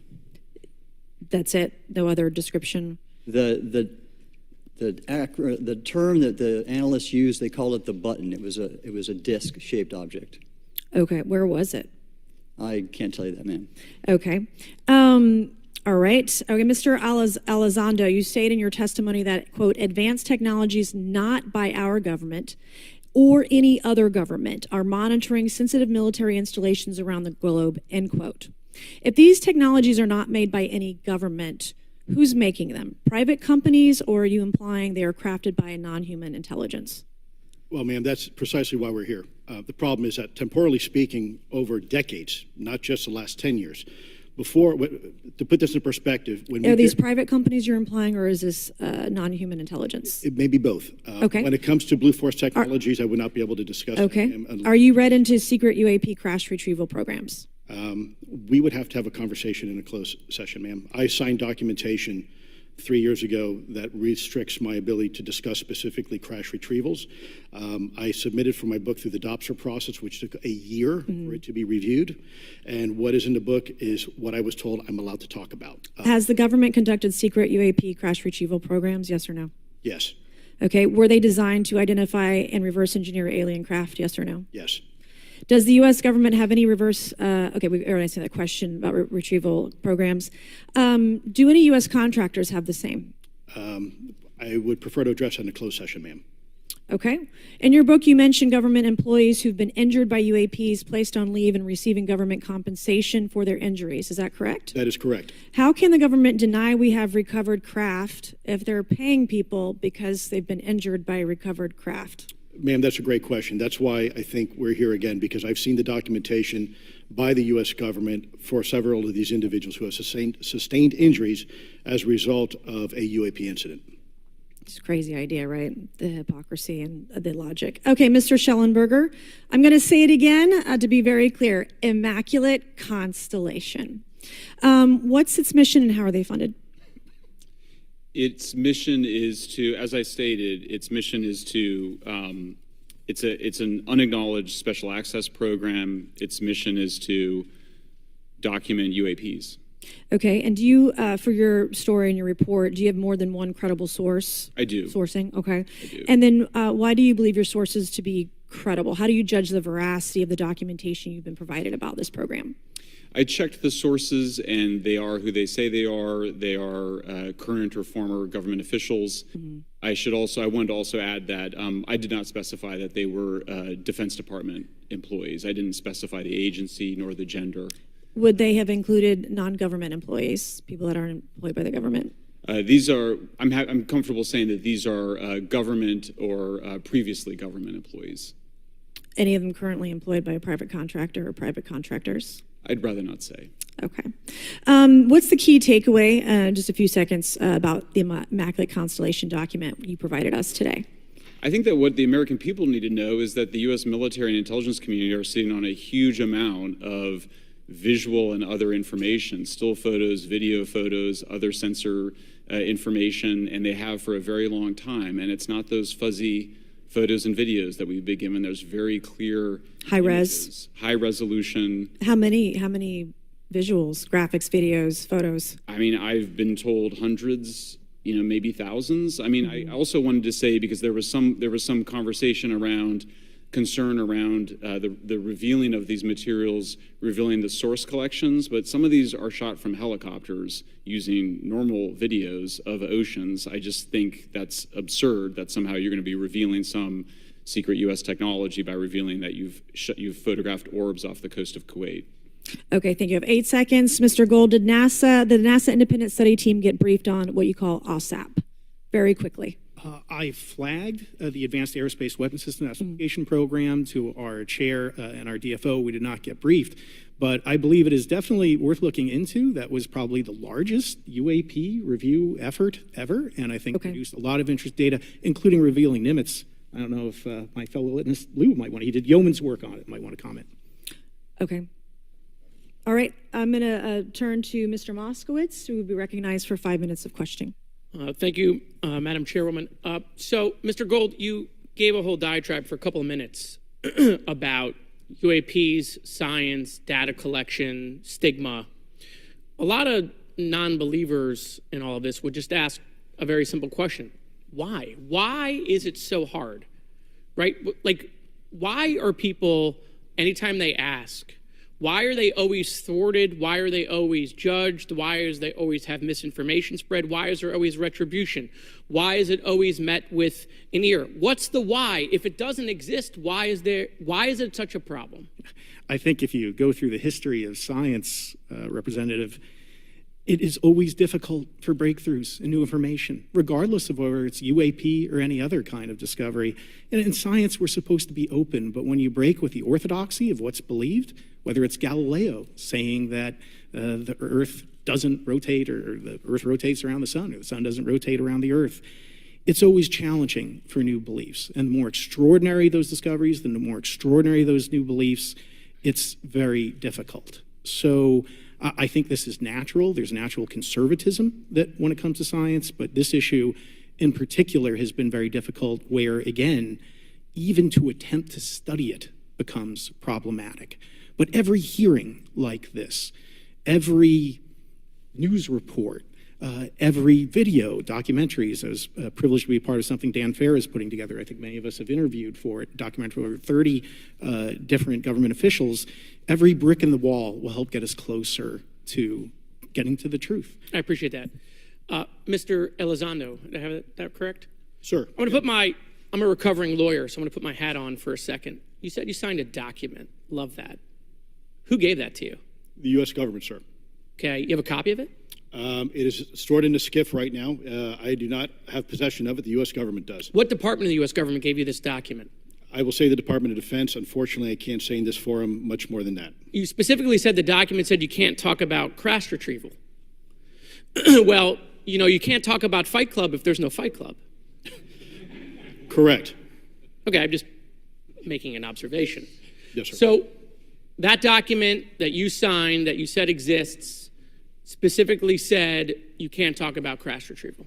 Correct, sir. It was a limitation on because already I'd been speaking publicly about the topic, and so the document said you can continue saying X, Y, Z, but you cannot discuss the topic. When you give me the atmosphere of signing this document. You're in a room by yourself? I'm in a SCIF with a security officer, sir. Just one-on-one? Anybody else? There may have been an assistant as well. It was in a SCIF within a Department of Defense facility. Give me your background real quick. My background is I went to school to study microbiology and immunology, entered into the U.S. Army, and after a very short stint in military intelligence, I became a counterintelligence special agent. As a civilian, later on I became a special agent in charge, running investigations in counterterrorism and counterespionage primarily, with some experience in counterinsurgency and counternarcotics. And then in 2009 timeframe, when I came back to the Pentagon after a tour with the Director of National Intelligence, I quickly became part of a program that was originally called OSAP that evolved into the program now called ATIP, which is where those videos that we now see, the Go Fast, the Gimbal, the FLIR, That was part of our effort, sir. Right. So you're not some conspiracy theorist. You actually have a legitimate background. Well, sir, I'm certainly not a conspiracy theorist. I'm fact-based, just say facts. So when you're in this room, I want to paint the picture of everybody. You're in this room, you're by yourself, you're in a skiff, you're handed a document. How long is the document? It's about a page front and back. So basically you have some things they call trigraphs, which I cannot, again, talk to. How long were you given to sign the document? As long as I needed, sir. And what if you didn't sign it? Well, I suspect there'd be repercussions. I wouldn't have access to certain information. Were you allowed to ask a lawyer, or weren't allowed to ask for a lawyer to review the document? It wasn't an option, but they probably wouldn't have allowed me to, because the document itself is pretty explicit about you have to be, wait, you're putting me in an interest. Let me try to thread the needle here. There are certain documents that we have in the U.S. government that allow people to have access to certain programs, whether it's a special, and I'm going to be very generic here, whether it's a special access program or a controlled access program, SAP, CAP, whatnot. How many people have to sign that document? It depends how many people are going to get access to the information, sir. Okay. Last question. Doctor, real quick, can you tell us about the Omaha incident in greater detail? I've read your background, right? Some people would label you as a member of the deep state, since you worked in government for a long period of time. But can you tell us more about that incident? You've written a lot about that. I wrote a lot about incidents like it, Congressman, but that specific incident involved the USS Omaha, a littoral combat ship of the U.S. Navy operating off Southern California. I don't remember the exact date. It was within the last decade. And what the watchstanders on the bridge observed was a UAP, again, something that was aloft but had no observable exhaust or control surfaces. So it was something that couldn't be explained. And then they saw it enter the water from the atmosphere and going through the air-sea interface. And so thus exhibiting transmedium travel. Thank you. I yield back. Thank you. I'll now recognize Mr. Grothman for 5 minutes of questioning. Yeah, we'll start with Mr. Gallaudet. During a previous UAP hearing, Navy Commander David Fravor discussed the TikTok object engaged in 2004. Are you familiar with the incident, the TikTok incident? Yes, sir. And that's almost 20 years ago, right? Yes, sir. It's been said there are more videos, documents, and reports related to this incident. Do you believe the information regarding the TikTok incident should be available to all members of Congress? And in your expertise, what reason would the Department of Defense possibly have for not releasing information that's over 20 years old? Thank you, Congressman. I don't think there's any good reason to withhold information and important data, especially of national security concern, from Congress. What would they say? I will speculate, sir, that they don't want to share that kind of information because it reveals weaknesses in our ability to monitor and protect our airspace. Okay. In your written testimony, you claim last year's UAP hearing before this Oversight Committee confirmed that UAP-related information is, well, it's not only being withheld, but that elements of the government are engaging in a disinformation campaign to include personal attacks designed to discredit UAP whistleblowers. Could you elaborate on that statement a little? Yes, sir. Earlier this year, I met with the DoD's All-Domain Anomaly Resolution Office, and what I thought would be a 90-minute meeting just to meet with leadership turned out to be an hours-long influence operation on me, where they attempted to convince me of the validity of the very flawed and error-ridden historical records report. In addition, they tried to have me question very valid UAP reports like the Tic Tac incident, and even coming to stating possibly that the Tic Tac was American technology. And then, of course, if you ask David Fravor or Alex Dietrich, the two witnesses, they were convinced it was otherwise. And then, and they also cast discredit on various UAP whistleblowers and witnesses to question their validity and credibility as witnesses. Okay. We'll go to Mr. Elizondo. Hope I got that right, or not, at least Close not enough, that sir. Right. You're familiar with the recent drone incursion over Langley Air Force Base? Yes, sir. The owners of these drones remain unclear. The U.S. military has not been able to give us in Congress an answer. Given your experience with the Department of Defense and the intelligence community, how frequently are UAP sightings over military installations? And secondly, I suppose hypothetically you could have incursions over just say regular airports. Is it obvious these incursions are more likely over military facilities than just a random airport out there? Yes, sir. There's definitely enough data to suggest that there is certainly some sort of relationship between sensitive U.S. military installations, also some of our nuclear equities, and also some of our Department of Energy sites. There is a long historical record that some of your colleagues may have, documentation that demonstrates this. This is not a new trend. This has been going on for decades, and that information has been obfuscated, unfortunately, from folks like you in this committee. And I think that's problematic because ultimately, at the end of the day, we have a significant situation here. We have something that can enter into U.S. airspace completely with no attribution. And how long has this been going on? Sir, decades. And there's information that will hopefully be entered into the record. Can you think of any possible reason why they can't release any information they have on something, say, 15 or 20 years old? Sir, if I could echo my colleague here, Admiral Gallaudet, I think one of the big issues that we have in the intelligence community, Department of Defense, is we don't want to broadcast any potential vulnerabilities or weaknesses in our national defense systems or on intelligence collection platforms. Therefore, when you have a conversation where you address a problem for which there is no solution, it makes that a very uncomfortable conversation to have. Okay, we'll switch to Mr. Schellenberger. The primary reason you're here today is because you published an article on the news publication that you own called Public, right? Alleging that a new unnamed government whistleblower has come forward asserting that a highly classified program exists dedicated to recovery and reverse engineering of UAP technologies. Can you give us what specific evidence you have or that your source provided you to substantiate the claims about the existence of the Immaculate Constellation program? Well, you have the report in front of you now, so you can see it for yourself. I checked the report and I did not find it based on existing cases. It was new cases for me. I hadn't found anybody. So that answered for me that it was not obviously circular reporting, which is one of the big concerns in this space. I also had the name of the program confirmed by more than one additional source. So yeah, and then of course I checked to make sure that the source was who they claimed to be. Okay. I should also say that when I said before it was this database, it is a much broader program than that. It also includes human intelligence, and then, as you mentioned, the retrieval and the reversal. Any knowledge of what country these things originated in? No, I have no idea. Okay. Okay, I will now recognize Mr. Burchett for 5 minutes of questions. Thanks, Chair Lady. I request unanimous consent to enter into the record documents provided to us regarding legacy UAP programs and psychological operations. Lou Elizondo. So ordered. I also want to thank my buddy Jeremy Corbell for providing us documents and access to some whistleblowers. Mr. Elizondo, what is your last position with the federal government? Sir, I was the Director of National Programs Special Management Staff managing a White House Special Access Program on behalf of the National Security Council.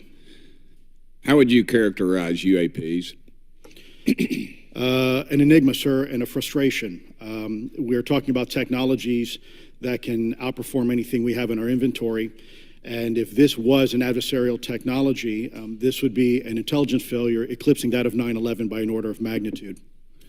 Are there classified Department of Defense materials related to UAPs that you believe could be safely disclosed to the public without compromising national security?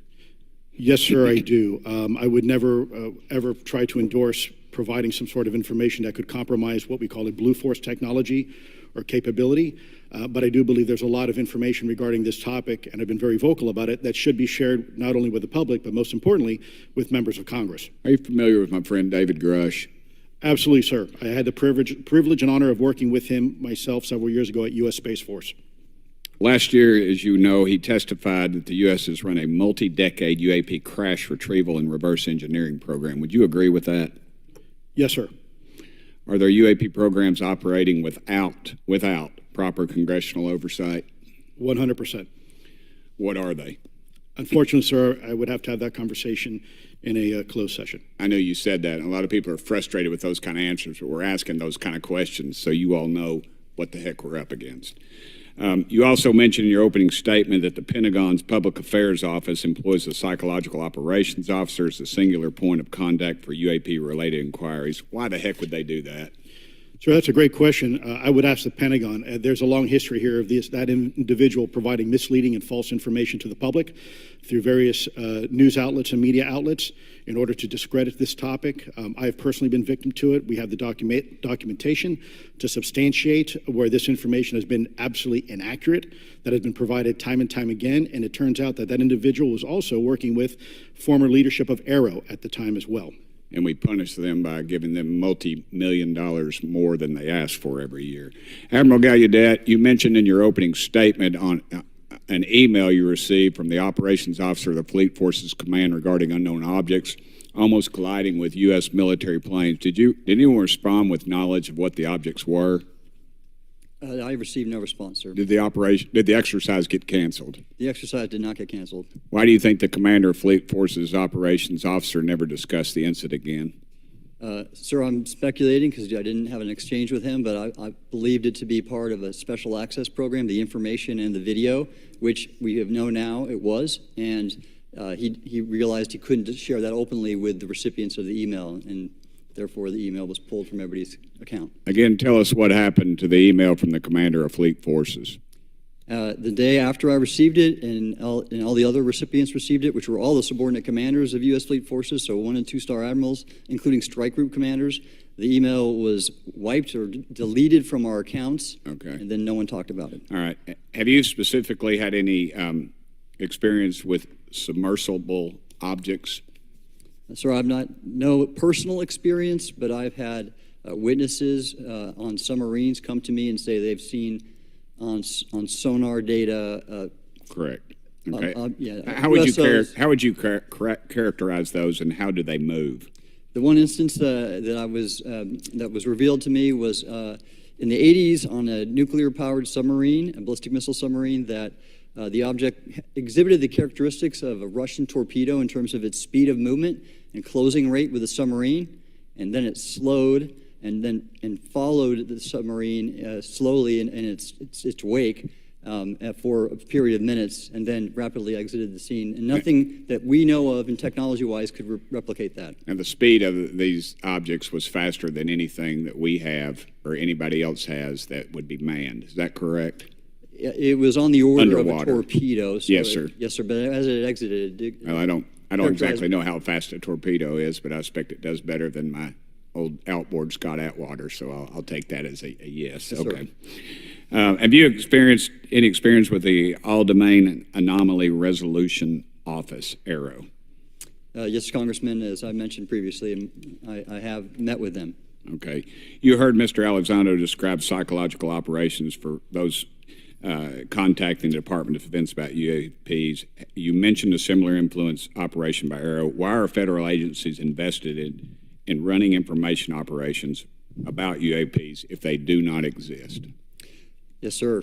But I'll make a statement on ARROW's behalf. They have new leadership. The office has reached out to me to meet again, and I take that as a good faith effort, and we'll see where that goes. Thank you, Chair Lady. I've run over. Thank you. Thank you, Mr. Tennessee. I would now like to recognize Mr. Higgins. You're the king of Tennessee. Mr. Higgins, you're recognized for 5 minutes of questions. Thank you, Madam Chair. Mr. Elizondo, Mr. Schellenberger notes in the report that we've been given for this hearing. I believe, Mr. Schellenberger, let me shift you, are the author of this report. I'm sorry, sir. I'm not the author. Mr. Schellenberger, were you the author of this report? There's No, I was no not. name on it. No. Do you know the author? I do.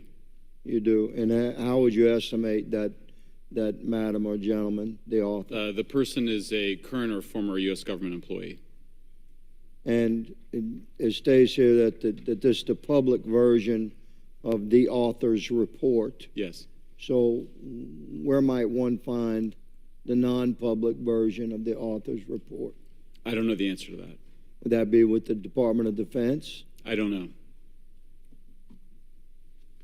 But you do know the author. I do. You know what the author's sources were? The author's sources are described in the report. these databases, the Immaculate Constellation. Right, but program. you expressed some confidence in the sources. I would. Earlier in I do. testimony, you expressed confidence. So do you know those sources? I do. Are they within the Department of Defense? I can't say. You can't say or you won't say? I won't say. Okay, why not? Because I protect my sources, and I think the reason. But you're not naming them. It's a big department, but many of us on my side of the aisle would say it's far too big. So you're talking about the Department of Defense, sources from within the Department of Defense? I'm not willing to reduce the potential universe of where my sources might be. Okay, moving on. In this report, Mr. Elizondo, for reference, several types of allegedly alien craft or possibly alien craft or unknown aerial phenomena, what we used to call UFOs, are described. Spheres and orbs, discs and saucers, oval or tic-tac, triangular shape, boomerang and arrowhead, and irregular or organic. Mr. Elizondo, does that summarize to you the types of craft that we're discussing today? Sir, that is a general morphology, historically speaking, of many UAP. So those descriptions are very different craft. Is it your assessment that they would come of different origins? It's possible, but it's also could be in sense a matter of utility. And let me just state for the record, I never read the report that or the article that Mr. Schellenberger put out. The reason That's a good point. We're just referencing it. Yes, sir. For descriptive purposes for the American people. Mr. Schellenberger, in this report, it's striking to me that regarding the descriptions of experiences with these various craft, several of them include biological effects and several do not. Are you familiar with what I'm talking about? Yes. Okay, so spheres and orbs, triangular craft, and irregular or organic craft include some descriptions of biological effects, including feelings of unease, electronic device malfunctions, long-term psychological effects such as anxiety or insomnia have been noted, the feeling of being watched, a shared awareness with the triangle craft, and under the irregular and organic craft, biological effects include physical sensations of warmth or cold and unexplained smells and psychological distress. So these are very specific descriptions of the reactions of human beings, which allegedly have been noted from a study here, a report. All of those experiences would have been described by the sources that the author used.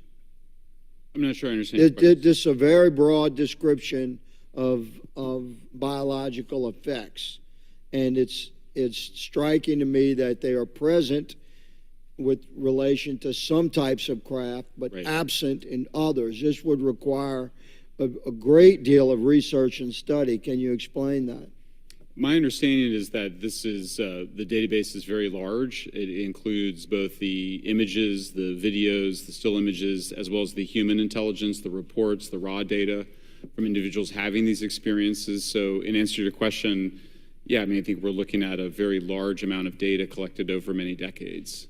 And that data is held by the Department of Defense? Well, I will say that after I published, I was told that this program, that the USAP was actually managed by the Department of Defense, but held at the White House.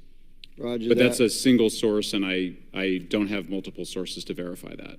Thank you, sir. I did my best to trick an answer out of you, but I was partially successful. Madam Chair, I yield.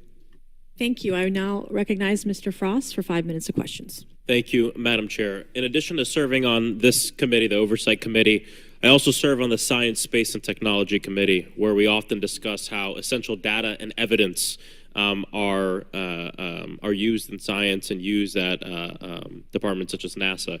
During a hearing, NASA Administrator Nelson affirmed the importance of NASA in helping us to understand UAP. Mr. Gold, if the government doesn't have the data it needs on UAP because, say, someone who saw something is concerned about stigma, public backlash, etc., or maybe there's just not good systems in place, how are we supposed to ultimately figure out what's going on? Yeah, thank you for the question. And let me compliment Administrator Nelson that there wouldn't have been a UAP independent study team if it wasn't for his leadership and courage. We're talking about data and where we can get data from. As I described, NASA has whole archives of data, much of which I believe will likely have information that will help inform UAP. We need only look.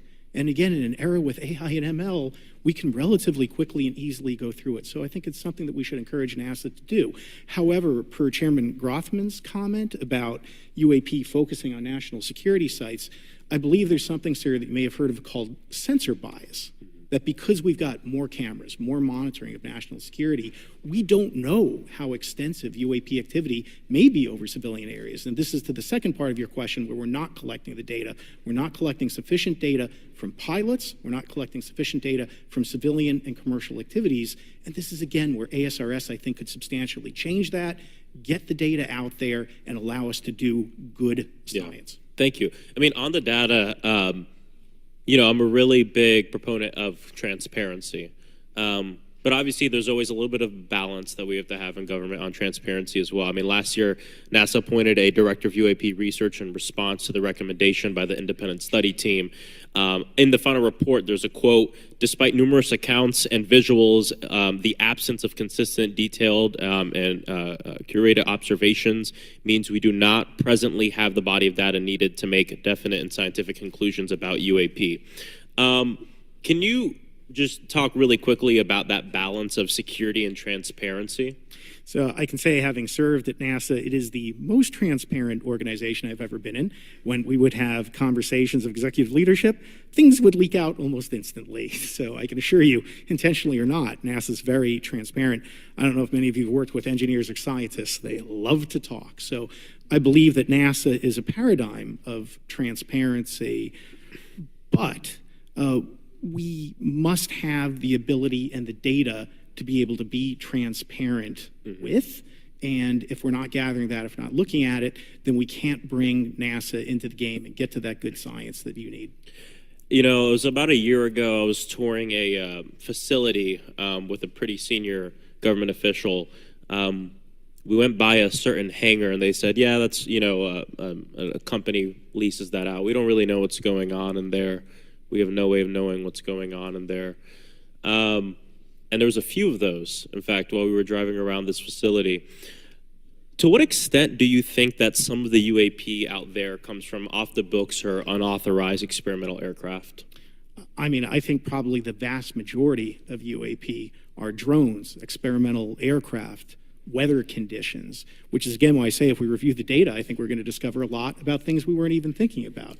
But there is a percentage that isn't. And looking into those anomalies is how discoveries will be made. And relative to science, Congressman, if I can say, when NASA studies black holes, when NASA studies galaxies, we have instruments that are tailored to do so. With UAP, we're using cockpit gun cameras or cell phones.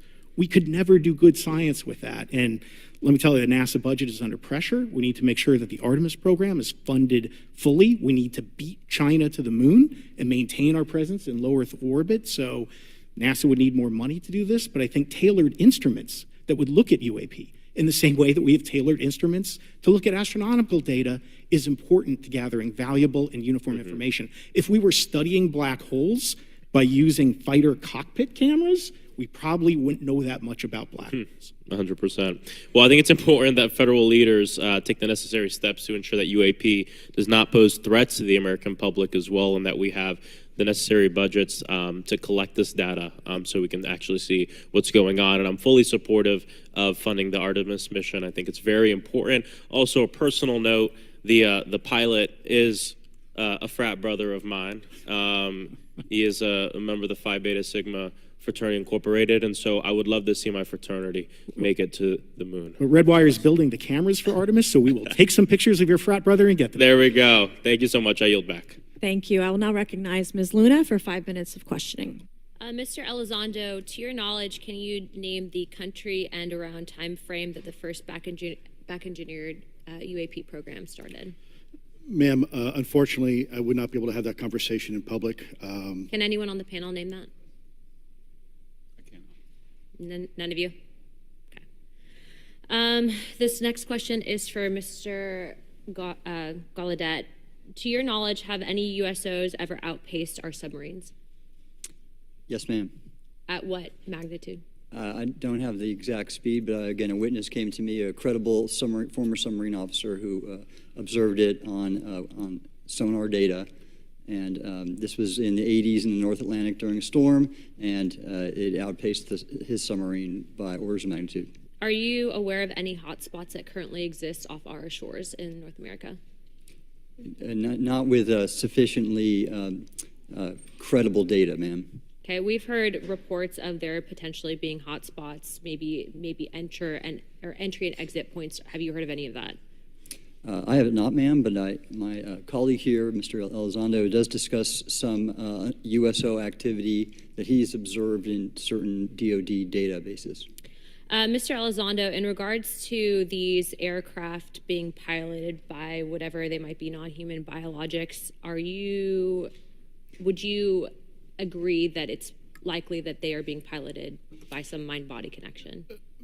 Ma'am, I think it is safe to presume here that they are being intelligently controlled because some cases seem to anticipate our maneuvers, and in other cases they seem to, I came across an email where the word stalked was used in a very secure email between Navy officers discussing their ships being pursued by a UAP. In our previous panel, we had Grush, and he had testified to say that some of these were interdimensional beings. Can you speak on that at all? Ma'am, I'm not qualified, certainly as a scientist or otherwise, to speculate points of origin. I looked at everything from a scientific perspective. So if you look at, for example, instantaneous acceleration, which was one of the observables of the program that I belong to, ATIP, the human body can withstand about 9 G-forces for a short period of time before you suffer negative biological consequences, blackouts and ultimately redouts and even death. Comparison, our best technology, the F-16, which is one of this older platform, but one of our most highly maneuverable aircraft, manned aircraft, made by General Dynamics, can perform about 17 or 18 G-forces before you start having structural failure, meaning that the airframe begins to disintegrate while you're flying. The vehicles we're talking about are performing in excess of 1,000, 2,000, 3,000 Gs. So are you, I guess, would it be safe to infer that they're living craft? I'm not prepared at this point to state for the record is something alive or not, because even that definition is hard. There was a time in science we thought that life required oxygen, and we now know that's not true. There are anaerobic bacteria that thrive in oxygen environments that lack oxygen. And so also same with photosynthesis. When I was in college, I was told everything is derived from photosynthesis as a form of energy. In reality, that's not true. There are things that live off of chemosynthesis. So we're constantly having to reevaluate our understanding of what the definition of life is. Mm-hmm. Do any of you ever come across reports from people that claim to have firsthand experiences with these entities, whatever they might be, or these aircraft, and then as a result, whether or not they're religious, find that these things will automatically disappear? Anyone, this is open to any of you on the panel. So just real quick, because I'm running out of time. Lou? Ma'am, I've always been a nuts and bolts kind of guy. When I was at ATIP, I was focusing more on the performance characteristics and less on the potential occupants. Okay, the reason I ask is because it seems like, just based on our conversations, that we've had people that say that there are good and bad of whatever these things are. And so my concern from a national security perspective is A, that true? B, are you guys hearing the reports of that? And C, I think moving forward in regard to technology, Mr. Gold, if you can answer this real quickly, some of these aircraft, it seems that they are operating off of energy that we don't currently have. But just yes or no, in your opinion, if we were able to obtain that, would that impact humanity for the better or negative?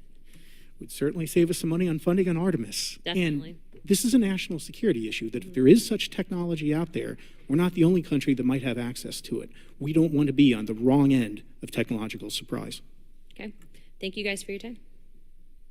All right, thank you. I will now recognize Mr. Garcia for 5 minutes. Thank you, and I apologize for stepping out.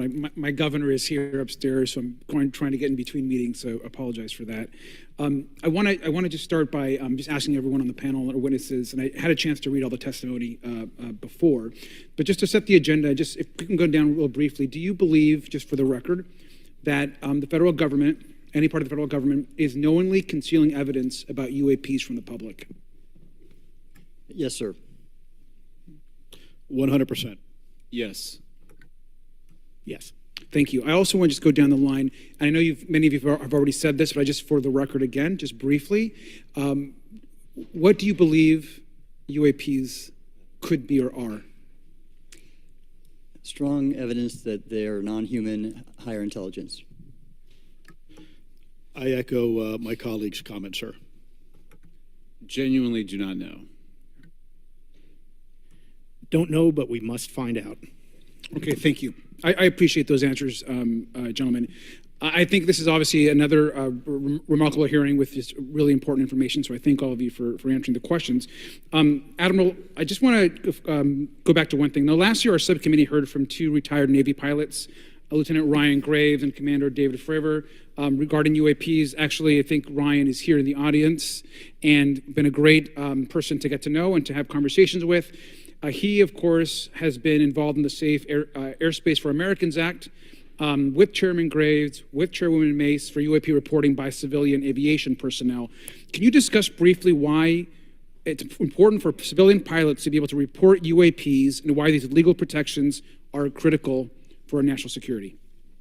Yes, Congressman, thank you. And I did invite Ryan Graves as my guest, as I'm on his advisory board for the Americans for Safe Aerospace, and the legislation that you supported and introduced, I fully support as well.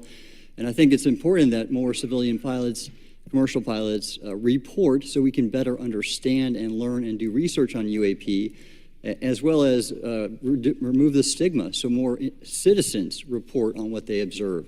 And also, it'll only contribute to aviation safety when we have a better understanding of where these UAP are, how they operate, and at what frequency and what capability level. So it's important for aviation safety, and it'll be important for moving science and research forward. Thank you, sir. And I just want to reiterate to my colleagues, I mean, this is a very bipartisan piece of legislation, and we just got to continue to get this through the Congress, and it's incredibly important that civilian pilots have the opportunity to safely report the UAPs that they are seeing or encountering in the air. And I can't express how critical this piece of what I believe is a larger collection of evidence and facts actually happen.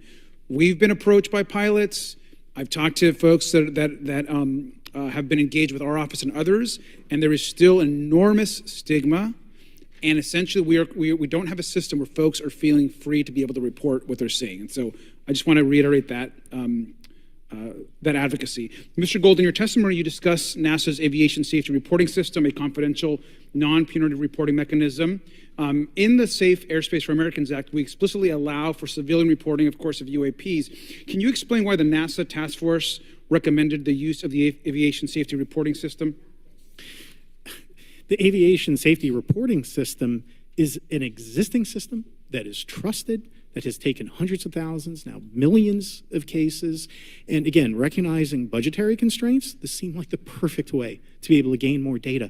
And when it comes to the stigma, sir, it's something that pilots are used to reporting on, that crew is used to reporting on. So it's a great way to get data, to overcome the stigma without spending really that much more additional money since the system exists. Thank you so much for your support of that. Thank you for what Ryan Graves does. This is a common sense means to expose the truth of UAP for the purpose of this hearing. Thank you. And I just want to also add, now earlier this year, as part of the House Defense Authorization Bill, the NDAA, I had filed an amendment to include the UAP Disclosure Act, which would create a UAP Records Review Board and exercise with exercise of eminent domain over UAP-related material, modeled actually on the JFK Assassination Records Collection Act, which is widely known. Now, the amendment was blocked, but thankfully the Senate included the amendment by Senator Rounds and Schumer for the UAP Disclosure Act. So I just again want to say that we should be pushing and ensuring the UAP Disclosure Act, which is bipartisan in its support, should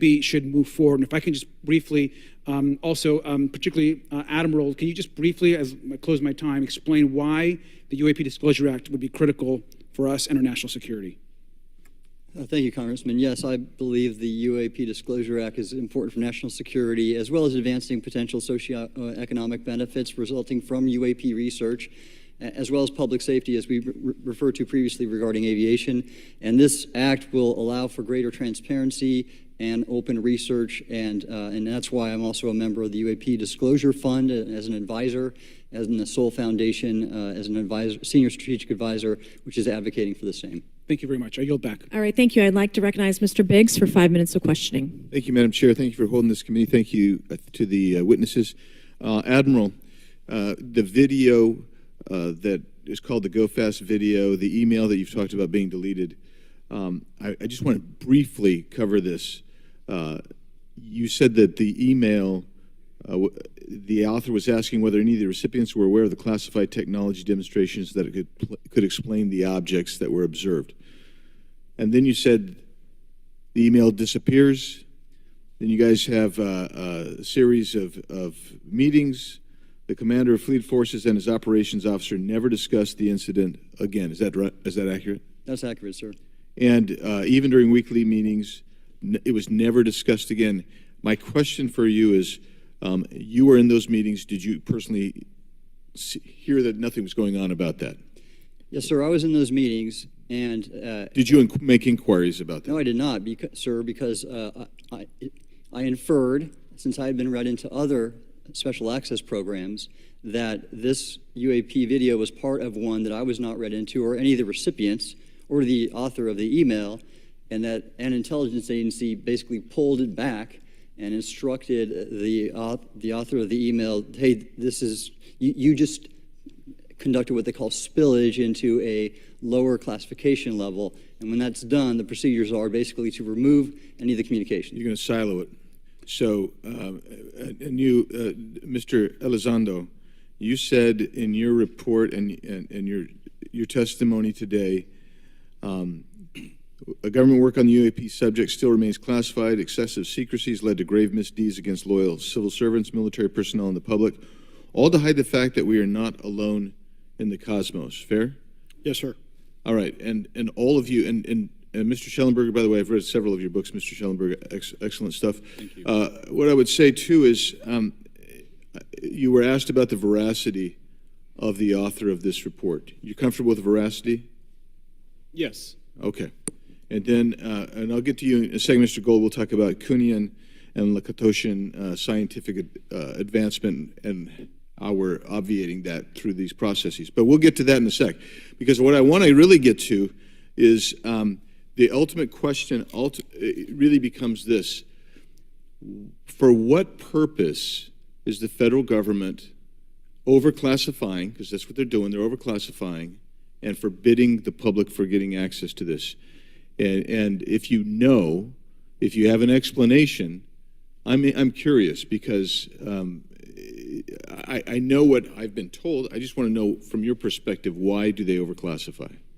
Mr. Elizondo, you look like your finger on the button, ready to go. Yes, sir. Forgive me. I think there's several reasons.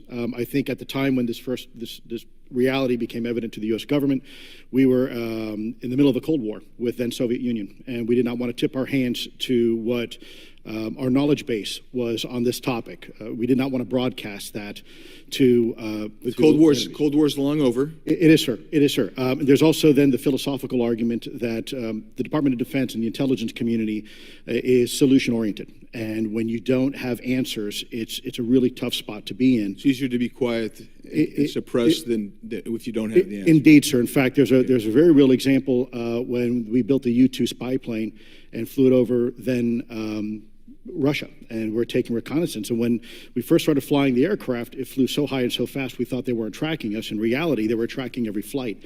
It wasn't until the Russians could develop the SA-2 surface-to-air missile and successfully shoot them down. I would suggest to you also, along with Lakatos and Kuhn, you also have a problem with Kenneth Arrow's path dependence or increasing returns. That's one reason why they won't disclose it. It's too painful to admit.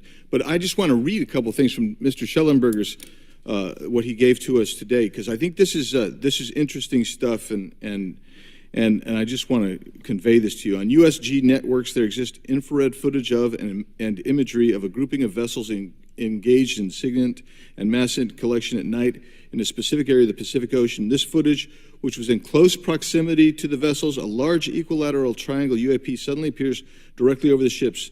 These three bright points are seen at each bottom corner of the UAP, which is observed to slowly rotate on its horizontal axis. And he goes on to describe that. And I just want to read one more, and I'm doing this because I think it's interesting. This stuff is interesting as anything. So let's get this one here, right here.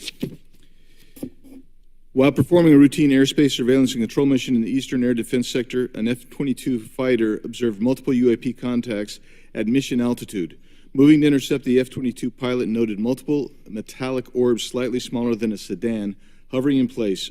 Upon vectoring towards the UAPs, a smaller formation of the metallic orbs accelerated at rapid speed towards the F-22, which was unable to establish radar locks on the presumed hostile UAPs. The F-22 broke trajectory and attempted to evade, but was intercepted and boxed in by approximately 3 to 6 UAPs. And then I'll leave that there, but because I just have no more time left. Well, she's not looking. So let's just get into, let's get into part of this. I thought I would be saved by the bell. No. Let's talk about Kuhnian, Lakatoshian type of scientific development. And the problem that we have here is you have institutional blockage of what would be normal development of scientific ideas. And if you want to expand that, Mr. Gould. We're over time, so be very fast, please. I'll just say I'm a recovering attorney, so please take it easy on the science. But all breakthroughs have been heretical at first. And that's the challenge that we face, particularly with something as extraordinary as this, which is why gathering the data is so important. And I'll just end by saying, by the way, the overclassification of material is in no way limited to UAP. That is occurring throughout the government, as well as the inability to get people classifications in a timely and efficient manner, and then to have those classifications be broad enough to be useful. So this is a larger issue that I hope that Congress will look at. Thank you. Thank you, Mr. Biggs. I've been generous. All right, Mr. Burleson, I'll recognize you for 5 minutes of questions, please. Thank you, Madam Chair. Mr. Elizondo, does any branch of the United States government or defense contractors possess technology? Sir, there's documentation that I believe was submitted for the record that was approved for release by the U.S. Pentagon, by the Department of Defense Office of Pre-Publication Security Review, and it states one of the reasons why my predecessor program, OSAP, was trying to collect material of unknown origin. Was it successfully collected? It was not. What happened is that there was an aerospace contract company that requested to divest itself of the material that was collected in the 1950s. Right. Unfortunately, that didn't actually occur. So let's dive into that. That's the Bigelow Aerospace, correct? So yes, sir. There was a journalist, Christopher Sharp, who said that there was a transfer between Lockheed Martin, Bigelow Aerospace, and the CIA allegedly blocked this. Can you describe that? What I can say is that it was blocked. Why it was blocked, I can only surmise.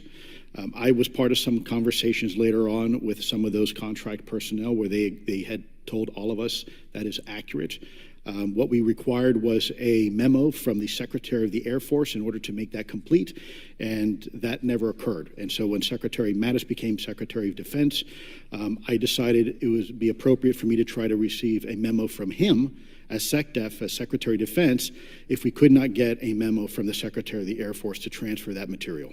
So if that material exists today, who's in possession? Sir, I wouldn't be able to have that conversation in an open hearing. We'd probably have to have that. Okay, my question to you then is, if we were in a secure setting, if we were in a SCIF, would you be able to provide or get access to something, whether it's visuals or material that we could put our hands on, or biologics, that would convince me that would show me that we have non-human origins. Sir, that decision would not be mine. That would be to the gatekeeper still in the U.S. government. And who would we, so if you were in our shoes, where would you go from here? How would you get that information? A lot of times we just don't know who to ask because we don't know where to go next. So if you were in our shoes, where would you go? Well, I prefer to answer that question in a closed session. However, we established Arrow for that very purpose. And unfortunately, under its previous leadership, it failed. So one would hope that they would have the authorities necessary to do that. Let's hope that this new iteration of leadership will be successful. In the discussions, it's simply about material, or is there discussion about it was previously testified that there was biologics that were collected. Are you aware of any of that? I am, sir, aware of the reporting that biologics have been recovered. Again, my focus was more nuts and bolts, looking at the physical aspects of these phenomena, how they interacted around military equities and nuclear equities. So I'm certainly not a medical expert. I would not be able to probably provide you a whole lot of value in that simply because I don't have the expertise. But was anything described as that we have possession of bodies? Yes, yes. Is it multiple types of creatures or? Sir, I couldn't answer that. I can tell you anecdotally that it was discussed quite a bit when I was at the Pentagon. The problem is the supposed collection of these biological samples occurred before my time, in fact, before I was even born. And was this part of the Lockheed Martin discussion, or was this the biologics is a completely separate? Separate yet related. Okay. Has anyone made contact? Sir, I'm sorry, could you specify? Has there been any, to your knowledge, any communication with a non-human life form? So the term communication is a bit of a trick word because there's verbal communication like we're having now. The problem is you also have nonverbal communication. And so I would say definitively yes, but from a nonverbal meaning, when a Russian reconnaissance aircraft comes into U.S. airspace, we scramble 2 F-22s, and we are certainly communicating intent and capability. I think the same goes with this. We have these things that are being observed over controlled U.S. airspace, and they're not really doing a good job hiding themselves. They're making it pretty obvious they have the ability to even interfere with our nuclear equities and our nuclear readiness. Is the United States government or in our contractors, are they pulling technology from this? Or they're reverse engineering this? Sir, as I previously stated, and please forgive me, I am not authorized to discuss specifics about crash retrievals. I signed documentation with the U.S. government. What I can say was, after a very thorough review process by the Pentagon, what I wrote about. And that was my limit, unfortunately, that I was given. Thank you. Yes, sir. Thank you. I would now like to recognize Mr. Timmons for 5 minutes of questioning. Thank you, Madam Chair. Mr. Elizondo, you just said something interesting. You said they don't seem to be hiding. They don't seem to be hiding. The UAP sightings are becoming increasingly brash, if you will. And, we've been hearing about these for years, but they've generally been isolated and not as consistent and over critical military installations. Would you say that's fair? Is this becoming increasingly often? Is it happening more and more? Great question, sir. Let me see if I can answer this for you. Certainly, there seems to be some indication that they're being provocative, meaning that they're, in some cases, literally splitting aircraft formations right down the middle. So that's an air safety issue. The question is it the frequency increasing? And really the response is it depends. Yes, it's possible that there is an increase in frequency, but it's also possible that there's heightened awareness now, and there's also more pervasiveness of technology out there that's collecting this information and that can record this information. So we're not quite sure yet if it's actually an increase in numbers of these events, or is it that we have better equipment now that to record these things, and we have a better ability, if you will, to analyze these things. And that's my next question. It seems that a lot of these sightings occur near military installations. Do you think that these UAPs are intentionally targeting military installations, or do you think that we have increased abilities to monitor surrounding the military installations? Sir, maybe both. Part of my concern is we have something in the Department of Defense and the intelligence community called IPB, Initial Preparations of the Battle Space. And we use equities like ISR, intelligence, surveillance, reconnaissance, and other type of equities and technologies to prep the battle space. And certainly, if I was wearing my national security hat, even if there was a 2% chance that there was some sort of hostile intent here, that's 2% higher than we really can accept. And so we must figure out, there's a calculus, capabilities versus intent, in order to identify if something is a national security threat. We've seen some of the capabilities, yet we have no idea in the intent. And so this is why this discussion is somewhat, I think, problematic from a governmental perspective, because we have no idea. Sure, thank you. Mr. Schellenberger, you're particularly familiar with the Langley Air Force Base incident a year ago? Are you familiar? Just from what I read in the Just news. from what you've read? Yeah. I would imagine a large percentage of the American population became aware of that with the Wall Street Journal article. Would you agree with that? Yes. And were you aware of that incident prior to the Wall Street Journal article? No. To the rest of the panel, was the Wall Street Journal article the first time that y'all were made aware of what was essentially an over 2-week UAP frenzy over Langley Air Force Base? Were y'all aware of this prior to the Wall Street Journal article? Anybody? Show of hands. Yes, sir. Dr. Guyette, could you give me how did you become aware of it? A colleague of mine who I referenced previously, Chris Mellon, he wrote an extensive article about this, that there were other incursions of drones over Langley before this, as well as many, many military installations over the last 5 decades. And it's my understanding that there's been an ever increasing in number, and I'm trying to think how to say this because I wear 2 different hats. I'm still in the Air Force. So, I mean, it seems that they're becoming increasingly brash, and the question that we really have to figure out is it China or is it non-human? And I think that's the biggest question the American people want to know. If it's China, it's scary because they have a lot of technology that we cannot explain. And if it's non-human, that's scary because we don't know the intent. Would you say that's fair? Yes, Congressman. And in fact, I really believe that we should use this hearing as a catalyst to improve and bolster our air defense capabilities and our maritime domain awareness capabilities, because obviously there are holes in it, whether it be UAP of non-HI direction or NHI direction, or, as you say, sir, China or any other adversary. Are you all aware of any task force at the Pentagon or in the national security apparatus that's trying to assess the answer to that question? At the current moment, sir, no, but this is a great point. From 2020 to 2022, there was a UAP task force in the DoD succeeding where Mr. Elizondo worked, led by Jay Stratton, who had the first comprehensive whole-of-government approach to UAP, which involved pathways to declassification and to increase transparency, as well as assessing the national security risks of UAP. This was a really well-established approach, and we have all advocated that something like it return. I'm running out of time. The last thing is that we need authorities. The law enforcement, military do not have authorities to actually engage, and Congress needs to act to give those authorities to local law enforcement and the military so they have clear guidelines on how to assess these issues going forward. I yield back. Thank you. Thank you. I'd like to recognize Ms. Boebert for 5 minutes of questioning. Thank you, Madam Chair. Now that we have all been cautioned in this committee hearing that the mention of Pentagon's Immaculate Constellation program could put us on a list, well, I already find myself on many lists, I'm sure. So I speak my mind often, so why not just keep going with it? May as well just go all out and say it.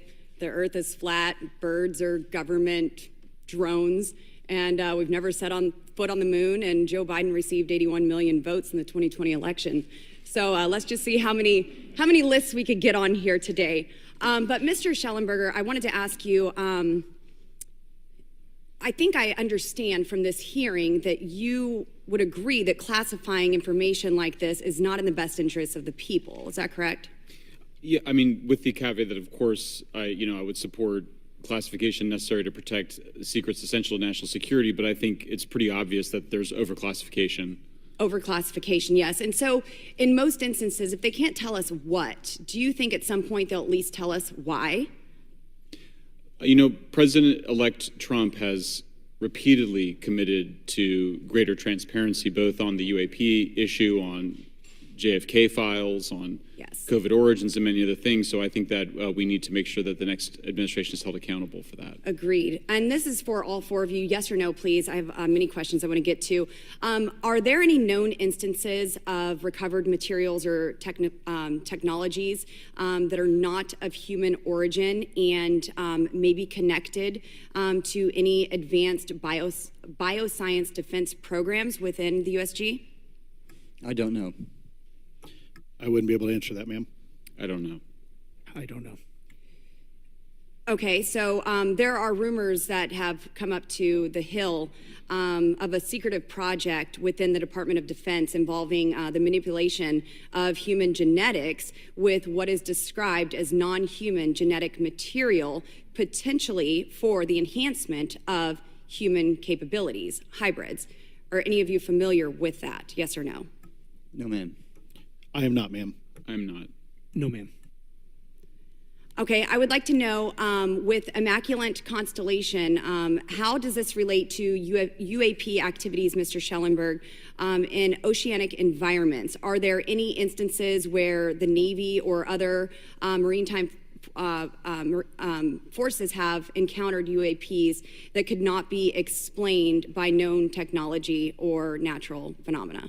Yeah, the Immaculate Constellation covers both terrestrial and oceanic, and there's actually a number of cases described in the report that occur in the ocean. And do you believe that there is a concerted effort by the Pentagon to keep Congress out of the loop regarding these UAP activities, specifically in our waters? Yes. I think it's about 5% of our ocean that's actually been studied in detail by man, and we've studied more of space than we had of our own oceans. And so are there any accounts of UAPs emerging from or submerging into our water which could indicate a base or presence beneath the ocean's surface? I don't know about a base, but as I mentioned, I had a different source entirely describe this pretty extraordinary footage that exists of orbs, of an orb coming out of the ocean and being met by another orb. Some would say that there's multiple hotspots where we see frequent activity. So in your investigations, have you come across any data or visual evidence like sonar readings or underwater footage of these UAPs? I have not beyond what's in the report. You've written about UAPs not only in the air but in underwater.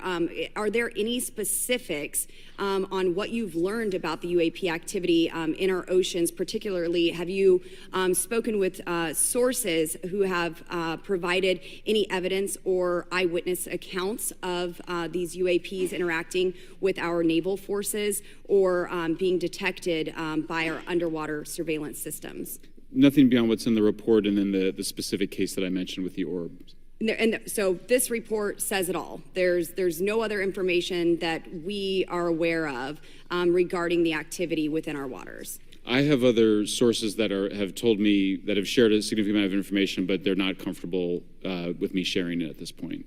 Okay. Are there any technological capabilities observed in these oceanic UAPs that seem to defy our current understanding of physics or our engineering capabilities?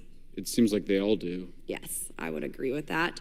My time is up, but I do appreciate your bravery, your courage for coming here and speaking today. And it seems like there's still some questions that we need answers to, and we will not relent until we get those to the American people. Thank you all. Thank you. I move to allow myself and the ranking member 5 additional minutes for questions without objection, so ordered. Mr. Elizondo, were you read into the Immaculate Constellation program? I would not be authorized to confirm nor deny the existence of any ongoing or past program, especially as it relates to a special access program, either by name or trigraph. Okay, and then does the U.S. government or private contractors, they work with other foreign countries, China, for example, to exchange data, quote from a source, that intelligence data about UAP? Let me see if I can answer that a little bit more generally, ma'am, if I may. We do have foreign material exploitation programs. That is something that is widely known, and that term itself is unclassified. How exactly that works becomes a bit sensitive. A discussion we could certainly have in a closed session if you like. We do work with international partners and allies quite often, not just in military exercises and workups, but in other intelligence efforts as well. In terms of material that's given to private contractors, is certain material given to certain contractors because of their experience? So, for example, if it's related to submerged and undersea propulsion, would it go to a general contractor like General Dynamics? Yes, ma'am, absolutely correct. Different contractors have different levels of expertise. What's Lockheed's expertise? Aerospace, ma'am. In the UAP space, that's all that they wouldn't do submerged. No, I didn't say that, ma'am. Okay. Lockheed Martin and others do quite a bit of work both in our atmosphere, in space, and even underwater. There are certain efforts to. It's a tough question you're asking. You put me on the spot here. I'm looking for the answer. Yes, ma'am. No, they are involved in a lot. I would rather let Lockheed Martin explain the different domains that they are involved with. Probably am not authorized to discuss that, but they are involved in a lot of different areas and domains. Admiral, flight safety risks for our pilots, based on what you've experienced and seen in your career. They're extensive, and the one exercise I referred to where I received the email that was then deleted was the pilots, and this is worth bringing out. There are debunkers out there who have said the Go Fast video was just a balloon. That was only one video that was released. There were dozens of these encounters that pilots and friends of Ryan Graves, who's in this room right here, witnessed and caused significant safety concerns. And to almost call out an exercise and shut it down, which is very compressed, and the carrier's getting ready for deployment, and the pilots have to get certified to land on a carrier, it's extreme, to say the least. All right, I have two last questions. Real quickly, Mr. Schellenberger, how do we get more whistleblowers to come forward? Well, this hearing is very important, and obviously, I can't encourage whistleblowers to obtain information, but I can guarantee that I will protect them and go to prison to protect their identities if they come to me. Yes, sir. Okay, my last question. The first hearing we had on this, I'd never been briefed on UAPs or what they were, biologics, non-human, et cetera. How would you define, each of you, my last question, how would you define non-human biologics, non-human intelligence? What are we actually talking about? Admiral, and we'll go down the line. I don't think it's a stretch when you look at the diversity of life on this planet and the size of this universe to think that there would be more diverse, higher order, non-human intelligences throughout the universe. And that's probably what's visiting us. I would take the scientific approach. The definition would be the ability to react to a stimulus in a manner that requires an intellectual thought process. I just don't know. I think we must be modest in our assumptions that we're looking for intelligence. That could be biological, it might not. Non-biological, but what non-biological intelligence, what does that mean though? Artificial intelligence, ML, machines. We assume that all intelligence would be like us. And every time we look out in the universe, we are humbled relative to what we don't know in terms of the forms of intelligence and what it may take. I can assure you I probably can't ask you your question, but I think the ultimate answer is going to surprise us all. And then Mr. Garcia, you had a few closing remarks. And I know we're about to hit votes here, so I'll be brief. Just I want to thank you all for being here. I want to thank Chairwoman Mace especially for holding this important bipartisan hearing. And I want to thank all the committee members that are interested in this topic. I think our commitment to all of you and all the folks that have contacted us, and certainly to the advocates and the pilots, is that we need to continue investigating UAPs. I think the country is owed explanations and ensure that the safety or national security is always protected.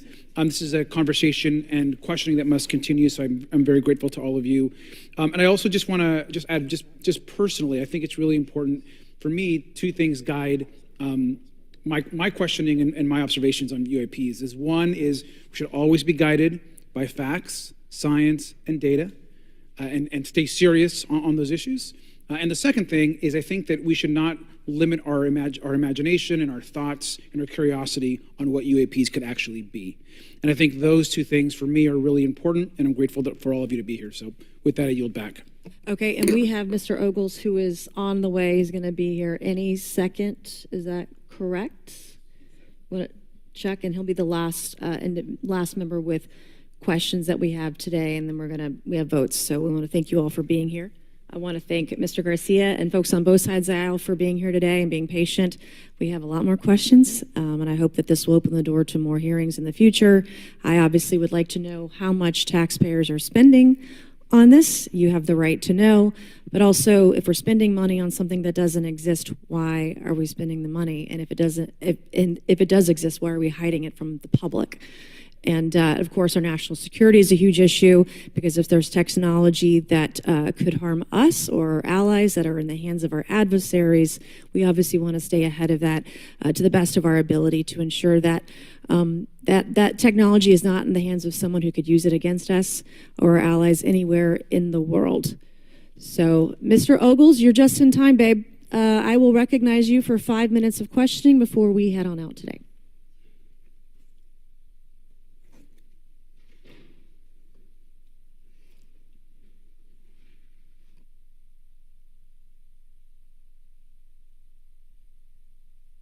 Well, thank you all for being here, and Madam Chairwoman, I'm out of breath because I sprinted to get here, but this is an important hearing. I think we all know that there's something going on. Mr. Elizondo, based on your knowledge of UAP sightings, do you believe it's fair to say that they are especially common near nuclear sites? Yes, sir. Mr. Congressman, I absolutely am convinced of that, as are my colleagues inside the government. And the reason why I pose that question, and this has been one of my talking points from the beginning, is, Oak Ridge is in Tennessee.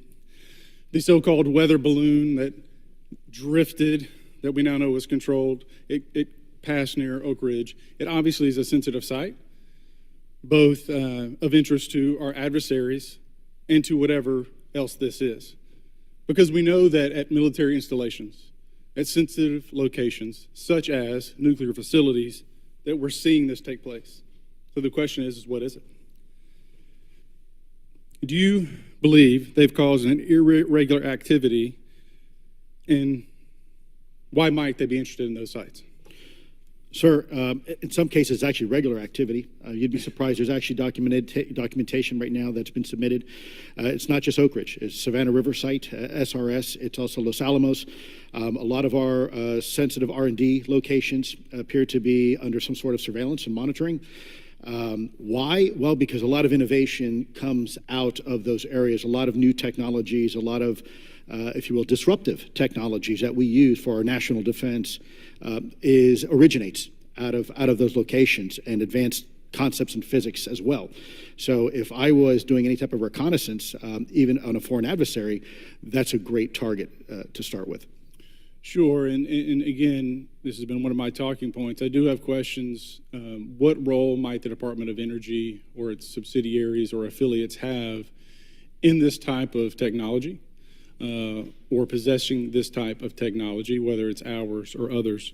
Mr. Gallaudet, I think your testimony has been pretty clear, but would you please reiterate that do you believe UAPs pose a threat to pilots? Excuse me. Yes, sir. Absolutely. They were threatening Navy pilots during the exercise that I was, my people were involved with in 2015, and it's my understanding they're risking pilot safety, commercial and military today. Well, considering, and I understand that there's a need in some cases to keep certain technologies secret, but you believe that it is posing a threat to our personnel, correct? Yes, sir. So I think it's reasonable to conclude that if there is a threat to our personnel who are serving our country faithfully, that there be oversight. 100%, Congressman. And in fact, that's the one thing that we've not talked about enough during this hearing, is the fact that the government executive branch not sharing with Congress what it knows about UAP infringes on your legislative and oversight responsibilities to such an extent that's very concerning. I mean, what else are we, if you look at national security or intelligence or foreign affairs or appropriations, you all have oversight and legislative responsibility regarding those. This UAP issue may be the greatest issue of our time, and it's being hid from you. Well, I mean, and to your point, I think we've seen over the decades that we have certain adversaries like China, like Russia, that technologically speaking are not as advanced as us, that they lack some of the lethality that we have, and that we've seen that they've gone after our technologies and in some cases succeeded, in particular with missile technology. And so again, my concern, whether this technology emanates from us or otherworldly, that we know that we possess it. And where's the accountability? Where are the stopgaps? What are the guarantees that if this were to fall in enemy hands, that it isn't immediately weaponized against us? And I'll say this, it is clear from my experience and what I've seen that there is something out there. The question is it ours? Is it someone else's? Or is it otherworldly? And Madam Chairman, I would posit that as the legislative body, as the regulatory body, we must know. And anyone who prevents us from gaining access to that information, I would consider that criminality. Because we have U.S. personnel who may very well be in harm's way. We have technology that ultimately may threaten our very existence. With that, Madam Chairman, I thank you for your indulgence, and I yield back. Thank you, Mr. Ogles. And with that and without objection, all members will have 5 legislative days within which to submit materials and to submit additional written questions for the witnesses, which will be forwarded to the witnesses for their response. If there's no further business without objection, the subcommittee stands adjourned.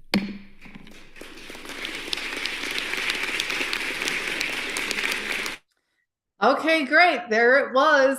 Too bad that last section was all about defense and things like that. When we believe if they're shutting down nuclear facilities, maybe these extraterrestrials are here to ensure that peace, that we don't destroy ourselves. So what do you guys think over there?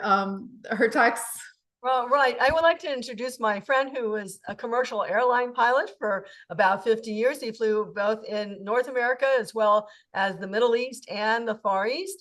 And so he's also part of what, we've been talking about. But I do want to say one thing.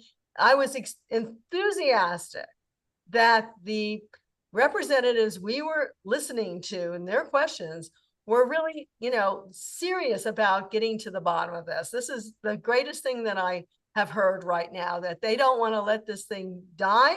They want answers. So that's really exciting. Dr. Hurtak? And I'd like to introduce Capitan Luis Lara March here in Mexico, who was personally seen as a pilot, massive extraterrestrials or UAPs over Mexico. So we know that this is an international phenomenon that has to be looked at critically. I think the panels had excellent questions, and this is a great springboard for further conversations in 5 days. Capitan Luis March, would you say that you were impressed by the panel? I think most of the questions were on target, mainly on the reporting side. I know most of the no disclosure. Hey, everyone. Okay. Hi, Alan. That was great. We got to see everybody and everything. I know it's still sort of a little networking thing. I just see Leslie Keene there, and who else is Ryan Graves is over there. Was in the first hearing, and this guy is Matt from the Good Trouble. Wait, let me turn this around. Sorry. No, I was going to say, see if you can get the extra copy of your book to Representative Luna, and maybe you'll be able to see her when you're in town. That's a good idea. By Tampa. Yes. I'll do that. Let me just turn this. Yeah, I thought that she was very strong. Yeah, and now you're preparing for the MUFON edition with Robert Saleh, who is about, actually says about the nuclear weapons that got neutralized in their silos. He was a major part of that. And I agree with Zenka that they want us to stop this type of technology. We know from exactly, yes. Documents. Maybe I'll give my get to no. Oh no, too far. Let me just see who I can give my book to. What? Anyway, this is Zenka. Hello, do you hear me? Hang on, I'm just making my way through. There's Robert Graves, and I want to hear your comments though. There's James Fox. We'll try to find Talking about his next I think she movie. went into this, right? Zenka, you agree? Yeah, I do. Yeah. That's really the crux of it. Yeah, I'd love to get my book to one of the congressional members. Well, Luna. I should sign it before I give it to somebody. Anyway, any comment on you about what went down? Did you? Well, we're talking about it. Zenka, you want to? Yeah, I was asking from someone there in the audience.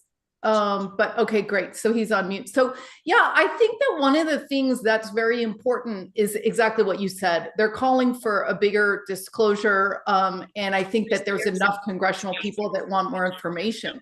But the critical part is yeah, what is the intent? And I think that's important. And the fact that they mentioned over and over again that the craft are above sensitive sites, we don't even know if these are US government drones or crafts that have been engineered with the, you know, so we really don't know. But I think it was interesting to hear several of the women discussing the greater implications of, you know, is this, they didn't say consciousness, but how does the dimensionality work and things like that? But it mind, body, and you know, we know a lot of the craft is controlled by the power of the mind. And what they were also indicating was that there's a quantum entanglement. And this is something that comes out, of course, in Alan's book. And hey, good to see you again, my friend. Starting in Philadelphia. Maybe you can mute him for just. Yeah, I'll mute him. One of the things. Oh, go ahead. I was going to have Louise. Yes, continue. Capitan Louise Lamarche has seen huge optics. We're not talking about small objects like TikTok. We're talking about massive size objects as large as whole cities. So, Louise, your reports over the years have been very crucial to us. Not just. Yeah.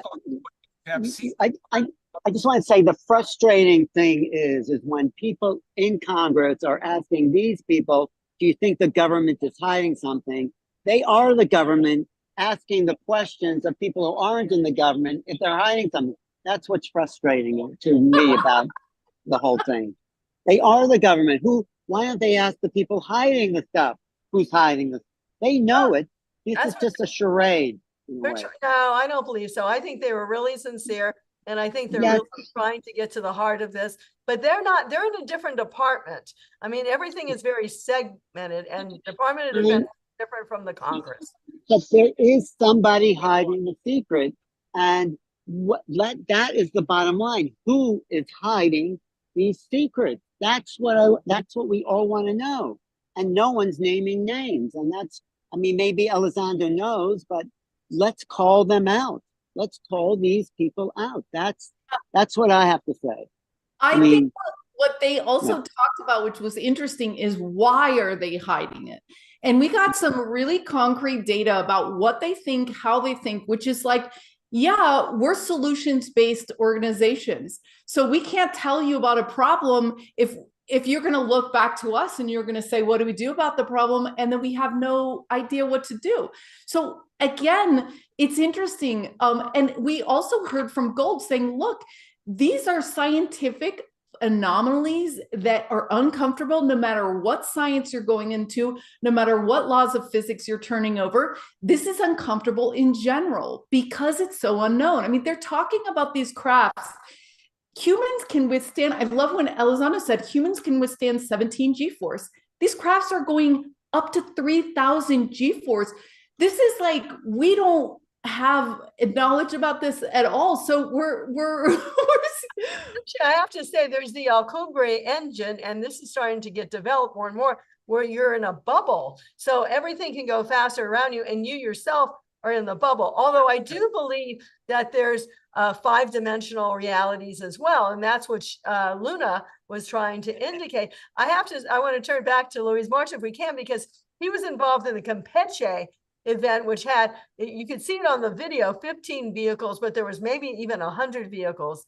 Louise? Exactly. What it was transmitted, it was just a very little segment of the 30-minute LiDAR, which is the line of sight detecting infrared radar that is perceiving everything that is moving, that it has a hit signature, has a very luminic signature. Yeah, it's detected, signature, yes. It's detected by this kind of radar. So the public saw about 11 seconds of a 30-minute video taken by the system belonging to the Air Force. Yeah, and this was actually the data of the system. Now, this happened right before the Nimitz experience, and the Mexican government, and Luis was part of this, was going to release this in a larger way with really talks from the pilots and everything, and they got nixed by really the US, from what we know, coming in and neutralizing it.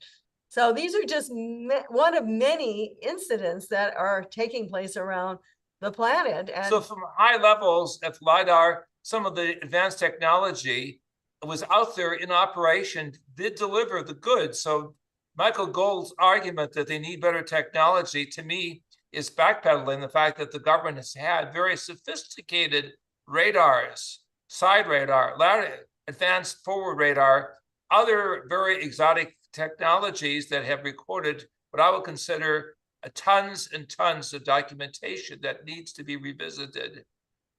Yeah, and Schellberger talked about that. He said, look, they have thousands of videos that are not the fuzzy videos. So we're not seeing the other videos at all. But I'm going to ask you, what do you think as a pilot? Why do you think they're here? Well, we have two issues worldwide as pilots. To whom do we address what we saw? Which database are we going to fill in? You have the airline reporting system, which has to do with safety issues. Right, that R-S-C. Exactly. And this system belongs either to the airline or you go globally through NASA attempts, through the airspace reporting system, which you can report whatever is happening. No, but she was also asking, why are they here? And we do feel that there's many agendas because there's many different intelligences. So that's why it really does get complex. One of which would be nuclear safety. Another issues of climate change increasing. A third issue dealing with what I would call the misuse of technology. And fourth, and most important, is the rivalry between superpowers that at any moment could release intercontinental missiles that could bring an end to massive hops of humanity. Yeah, and they also seem to be over hot zones. That's what they were talking about. I grew up in Florida. Florida has had some, especially prior to, we'll say, the 1980s, one of the most major sightings, because there is definitely something coming out of there. I've written about that in Alan Steinfeld's book, Making Contact. People are also talking about certain areas off of San Diego where Danielle lives. But I think the main thing is they're also trying to neutralize. So there's a volcano here called Popocatépetl, and that's between Mexico City and Puebla, two major cities. If that ever went off, you can kill many people. So I think they're here to help us, the majority of them. Some of them are interested in our genetics. Of course. I will say this, Mexico has been very transparent. This is the place in 1977 where the first Congress on UAPs or UFOs took place with Dr. J. Allen Hynek, Dr. Jacques Vallée, myself. And so we know that Mexico has had a basis of credibility on the highest level, but was prevented from releasing critical information in 2004 by high-level forces or authorities in the United States because they felt this was premature. But I have to say, majority of people in Mexico have seen some unique lights in the sky. And some of them had gone over cities that were, and it was very, very clear to the people living in that town that they were UFOs, not from the Earth. Now, you were asking, Zenka, about, how many are Earth-based and how many are alien-based, and it's getting more and more complex. That's why I like to go back to the 50s when astronaut Gordon Cooper, before he was an astronaut, saw a whole flotilla. That was not us. If you talk about it now, maybe there's more, and there's much more, of course, of our own. And Lockheed Martin and many others are part of that. Yeah, they named quite a few, Lockheed, Bigelow Aerospace, a lot of companies, and this is kind of the inquiry that's going to be a result of this. Now, Gold was very adamant about what you were just saying. I have this written down. The civilian pilots have no place to report.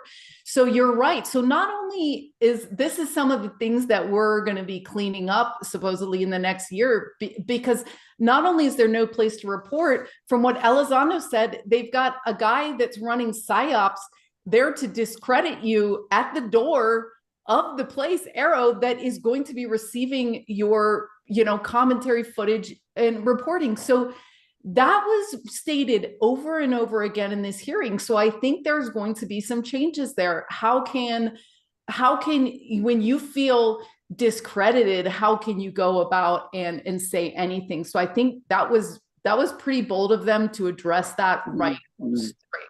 Yeah, one thing that they totally ignored was the experiencer. Like there are thousands, hundreds of thousands of people who've had direct contact. That wasn't even brought up. Like, I mean, they talked about some biological effects, but they didn't talk about whose experience. I mean, so what we're saying doesn't. I think Representative Luna was the one who was closest to understanding that. She even said, what's the mind-body effects? And no one could answer that. But of course, Alan, you answered that in your book, and we've talked about that. That's why we really connect with them. Anyway, but Elizondo does know, because he brought up in the talk the biological effects on witnesses, and he didn't mention it here, but there are documented biological effects that, like someone said, they are supported by government. Like John Burroughs, who was part of the Rendlesham Forest, was physically damaged by a UFO, and he's getting funding, support from the government for his injuries.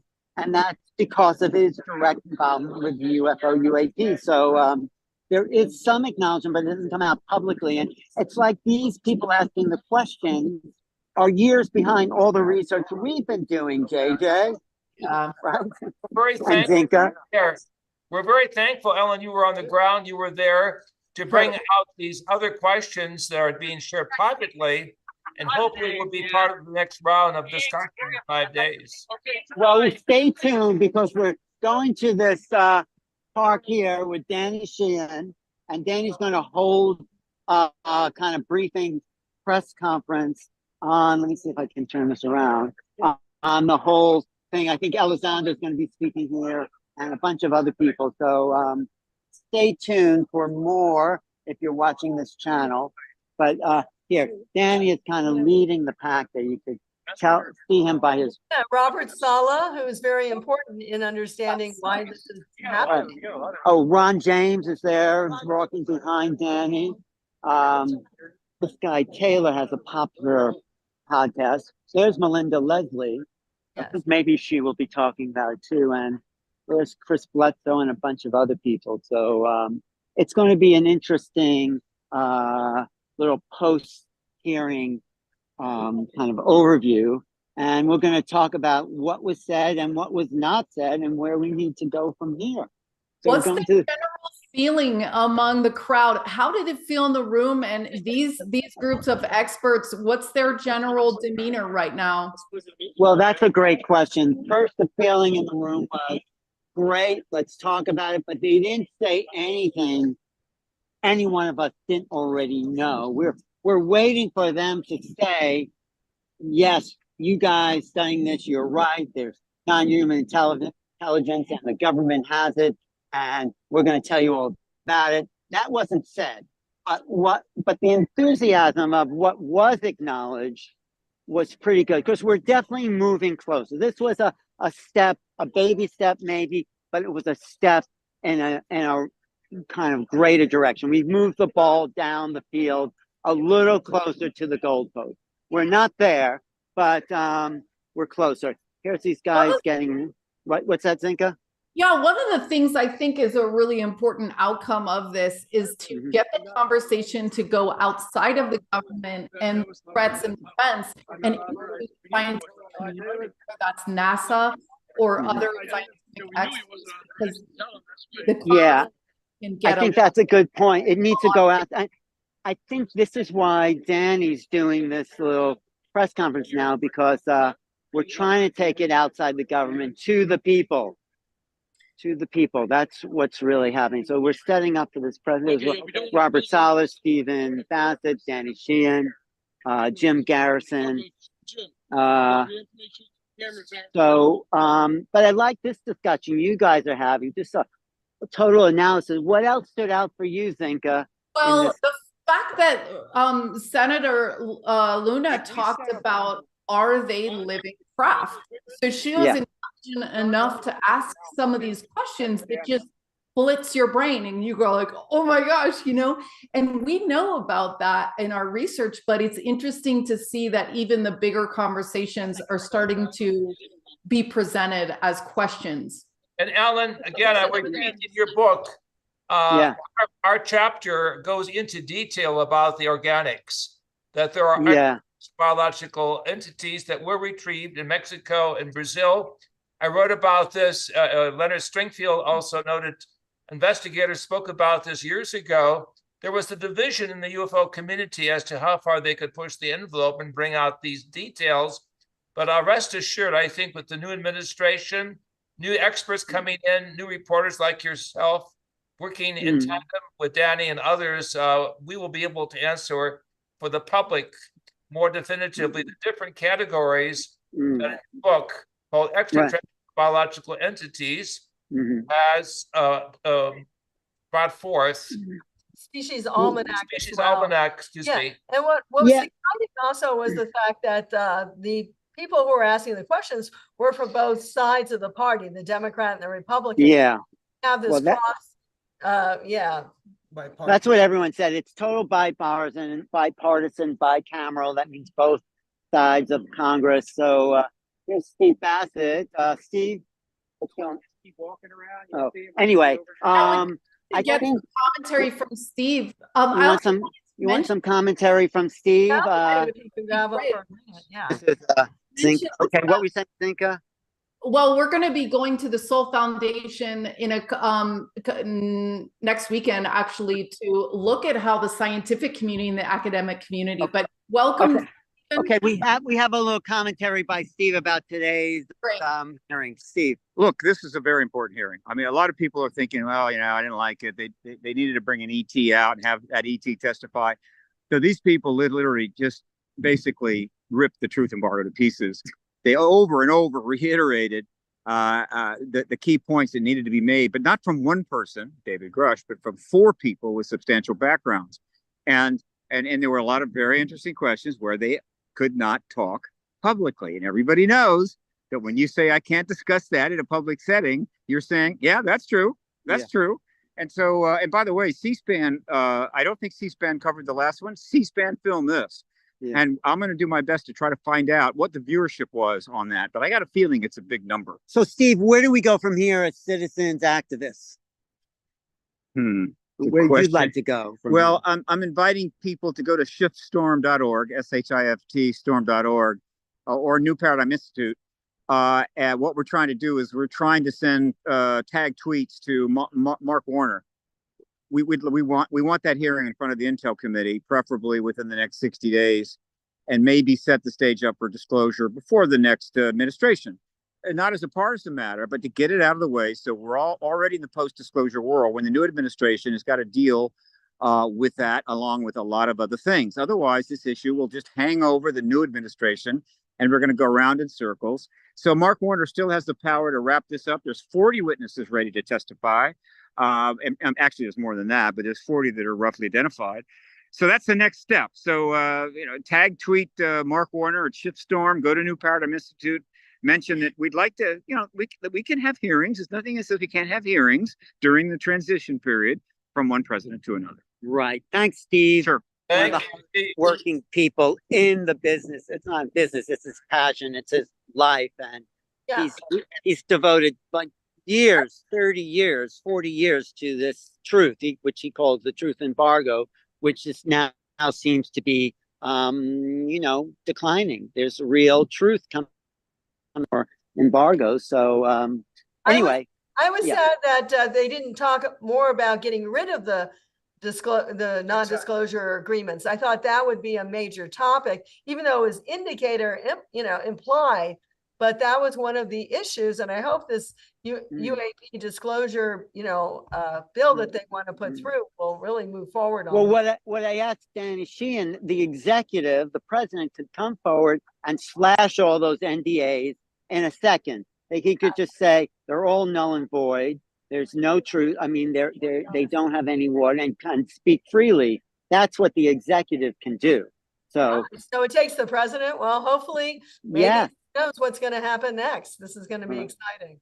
Yeah, I was surprised that they were talking about how the White House did have a lot of say in this. That's pretty interesting. Okay. Wait. Okay. Do you want to hear the press conference? Yes. Okay. Let me see if I can get these. And we'll probably be during that. But the Shiftstorm and thank you, Alan. Thanks, Zenka. Thank you, Zenka. We'll get off in a few minutes. Also supported by other partners and organizations around the world that have been coming together, support the single most important mission of our time, for the governments to disclose the information that we, the public, already know. That there is zero doubt that we are not alone. That came through in the hearings. It's coming out in all kinds of places around the United States and around the world. And so MUFON and New Paradigm Institute are in the process of forming a strategic alliance.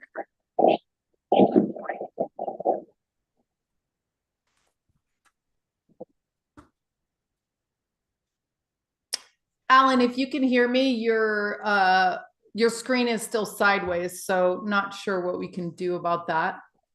Know and love have been working tirelessly in the disclosure movement over the last several decades. And then we will open it up to any questions that any of you might have. We're going to start with Dan, Council of the Institute, and then I'll introduce the other speakers after the last one finishes. Danny?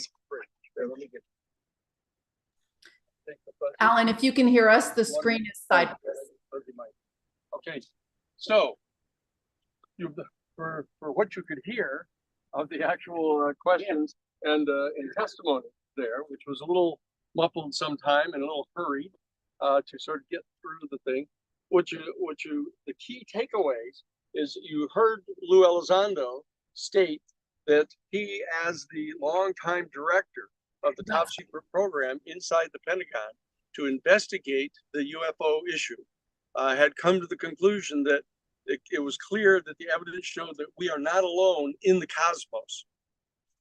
And you heard him talking about the biologics, the biological evidence. You heard the inquiries coming to him. What does that mean? Does that mean bodies? What does that mean? And you heard half a dozen of the members of Congress asking kind of more probing questions. Like, if you were allowed to get into a skiff with me, could you tell me more about the bodies? And he said, I'm not authorized to tell you that.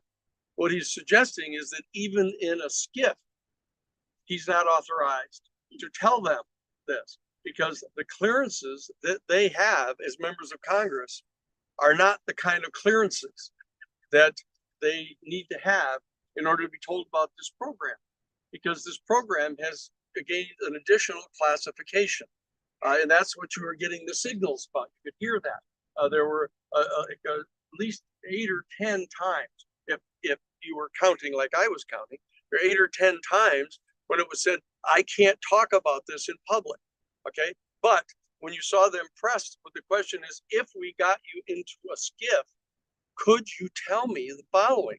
At which point the language changed into, I'm not authorized to tell you that, or that would not be up to me to tell you that information. So it means that there's a source of authority still above the members of Congress and their clearances, which is still being deemed to be operational on the part of the witnesses that were actually under the security oaths. And who are those people? Well, you could tell that Lou was, the admiral was. Who's above? Who's above? Well, the question as to who those people are above them is one of the questions that Congress has to find out about. And you saw Burleson, Congressman Burleson, kept asking him, kept saying, well, who is that? Who is that is authorized to tell us that? And Lou said, I'm not authorized to tell you that. Okay. And it isn't that if I got into a skiff, I could tell you, which was a whole other category of information. But there's a whole other category of information that even if you get them into a skiff, they're not going to tell Congress. Okay. So that's the status where we are right now. It's farther ahead than we were a year ago. So we're making progress step by step, but you'll see that this wall is still up here. But very importantly, there are a major growing number of members of Congress, not only on the House side that you saw today, but over on the Senate side that are saying, at least we need to know. And you saw, even with Congressman Ogle, that came at the very end, who was the super hawk. I think you can notice that he's here to protect the national security of the United States. He said, whatever our positions are, this Congress needs to know. Okay, you got to remember now, that's the purpose of the UFO Controlled Disclosure Act, is to get Congress informed. And then it's going to have to be Congress and others who decide how much the public is going to be told. So it's important for the population to know that what we're driving at right now is getting Congress informed. They're our elected representatives. They need to know. They're being iced out. And as you heard one of the other congresspersons say, that I believe that that's criminal. You heard that. It's criminal for them to be refusing to brief Congress on this program. All right. So there are nuggets like that that you pick up if you listen closely to what really happened here today. And you heard Congresswoman Mace say over and over again, this is clear that we need to have more hearings. We need to have more hearings to get more information, right? And the key to understand is that when President-elect Trump is inaugurated on January 20th and becomes president, he has publicly stated repeatedly that he will immediately release all of the information about UFOs that the government has. Okay. Now, I wouldn't bet on that. But the bottom line is he is saying that. And so all he has to do, very importantly, all he has to do is order all of the people who are under UFO non-disclosure security agreements to release them from that security agreement. So then they can come before Congress and tell Congress what the information is that they've got. That's the next step that has to be focused on, because it's not at all clear that the most responsible thing to have happen is have Donald Trump get all the information and decide to do whatever it is he wants with it. Okay, that Congress should be involved. These are the elected representatives. Okay, and the American people should be involved. You heard Lou Elizondo lay out the three levels of things that have to happen. The third one was that the citizenry has to get informed, has to get mobilized. Okay, that's why the New Paradigm Institute and the Mutual UFO Network are joining together now. The Mutual UFO Network has probably one of the most thoroughgoing grassroots membership in the country. That they've been around for over 50 years. Okay, and that what we need to do is we need to organize in every one of the 435 congressional districts a Citizens for Disclosure team. Okay, we have them in 43 states now, but we don't have them in all 435 districts yet. That's what we're all going to be working on. We're going to be mobilizing that third leg. What is required? That's the job of what this conference is about. You know, Lou is now actually briefing some of the other members of the committee right now in private that has been set up. But the bottom line is he may get there before everybody disperses. But he can't disperse. We've got to push for what Mace says needs to be more and more of these hearings. We need to get the hearing is going to take place on the 19th over on the Senate side, with Senator Gillibrand is going to bring in the head of Arrow. You actually heard the Admiral suggest maybe we can have more optimism about the Arrow office under the new administration. You heard repeated statements that the Arrow office had failed in its mission under its previous administration. Okay, so it's possible that, I would just make clear to you, as long as the Arrow office stays under the control of the United States Defense Department and the intelligence community, these are the people that have been hiding the information for 80 years. So I think that the Arrow office doesn't feel itself really authorized to go get this information.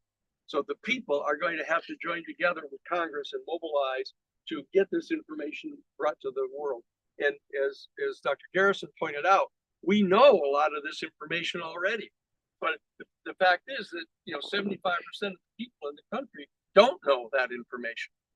So that's the other thing that the Paradigm Institute and the MUFON people are going to be doing, is getting the information out to the people so that everybody in the country is as well informed as probably most of you are, to get to that stage so that they can mobilize and put the pressure on their Congress people and hold more hearings. And we need to move to have more hearings as soon as possible, right after the January 20th inauguration of Trump.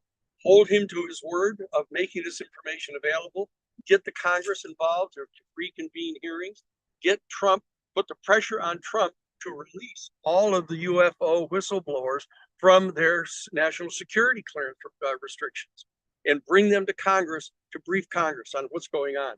That's our job now. That's our job. We're the people out come out of the marble halls of Congress to mobilize to get this job done. But be certain of the fact that the congressional representatives are not going to do this unless the pressure is kept on by the citizens. And that is what Tim Burchett said when he came out of the skip a couple of months ago. He said, the only reason we're here is because the people are demanding it. Okay, so don't stop. Don't stop. That's what we're doing. The New Paradigm Institute and MUFON are joining together now in an alliance to get that to happen. So everybody stay tuned, stay in touch with us at the New Paradigm Institute and at MUFON so that you can be kept up to date. Okay, come to newparadigminstitute.org. Okay, and you can get all of the information. Great. Thank you very much. Hey, thank you, Danny. Yeah.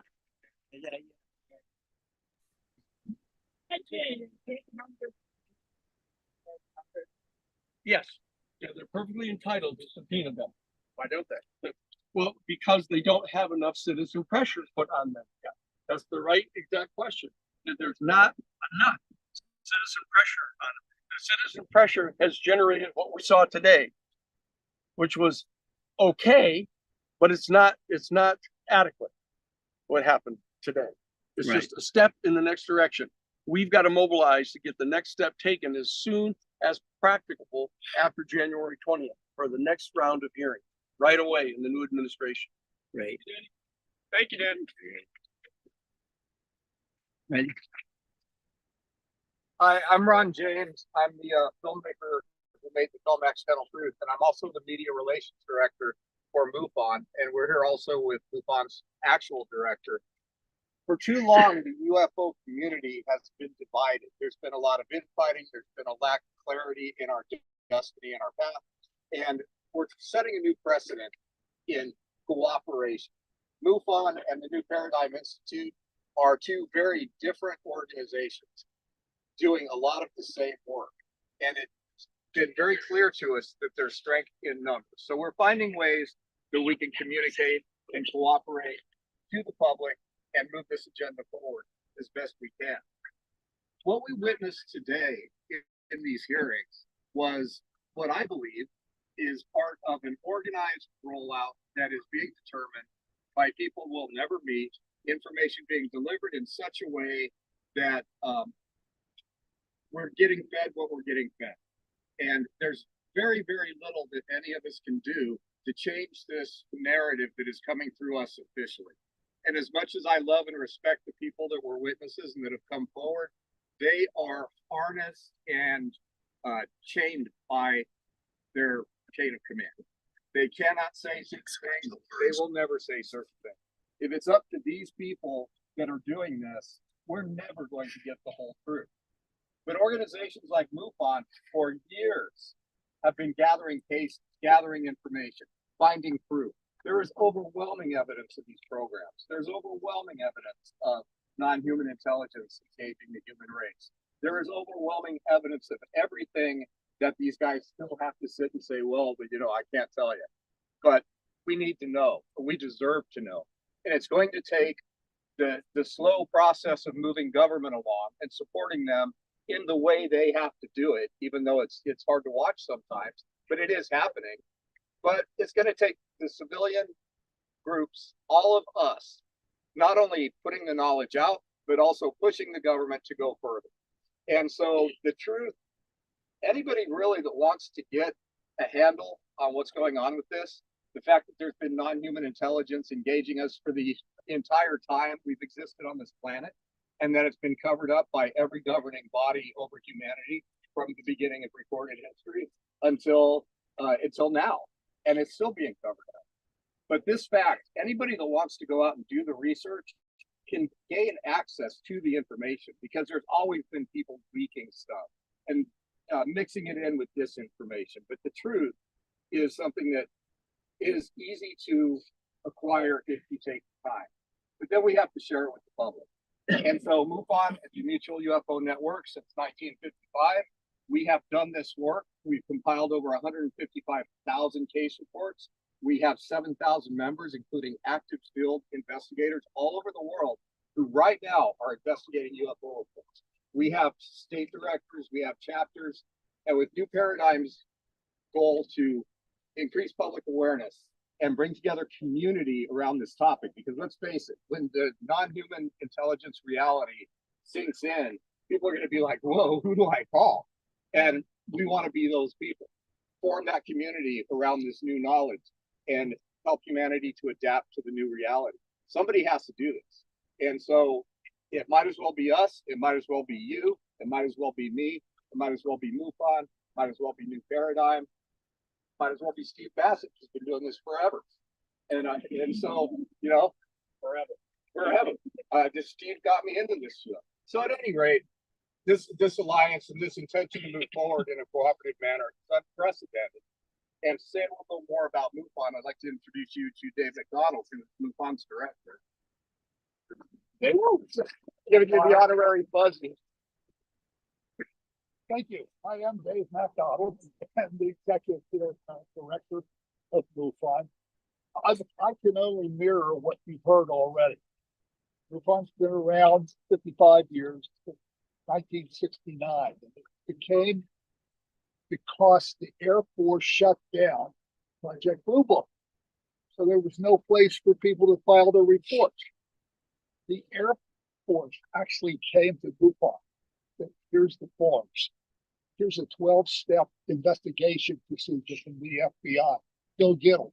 And we have for all these years. Today we have the largest UFO database on the planet, 1.2 million pieces of evidence. And to coin a phrase, one of my predecessors, quite famous, who said, the evidence is embarrassingly abundant. We have in our files medical reports signed off by the doctors who examine the bodies. These things go back quite a few years. Some of them weren't even living things. There's several of them that were androids. Think of Data on Star Trek. We have the evidence. We have the drawings. We have sketches. It's just so overwhelming. It's hard for people to say, now we're the only ones. You know, if we're the best that the creator could do, we should look for another creator. That's what one of the congressmen told me. I'm still laughing about it. So anyway, we're here today to stand in lockstep groups, similar motives. We want to knock through this disclosure. It's got to come out. I'm one of those guys. I don't necessarily want to know everything the government knows. We may not need to. There are security issues in place, but for something as monumental as the possibility of life besides us, come on, guys, it's time to let the world know. So that's my story. I'm sticking to it. Yeah. Being here. Keep looking up.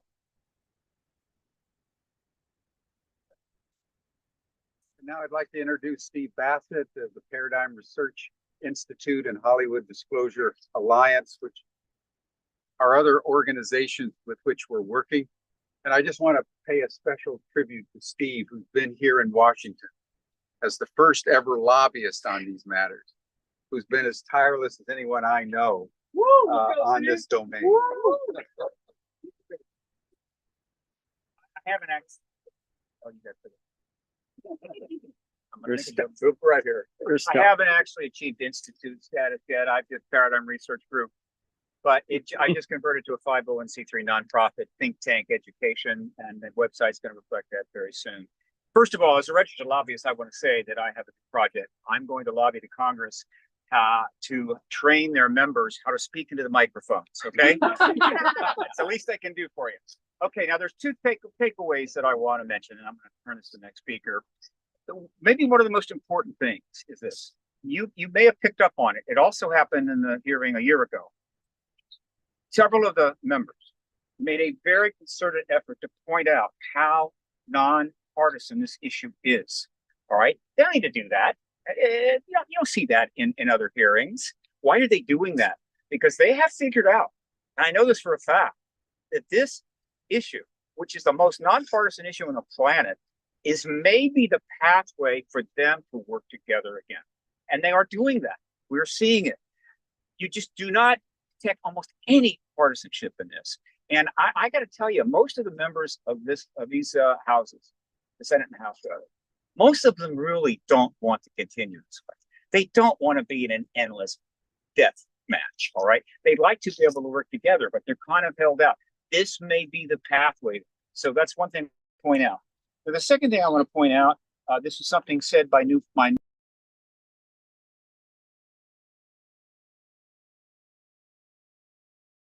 okay, she's my new favorite member. There's going to be more hearings. You bet there are. Okay.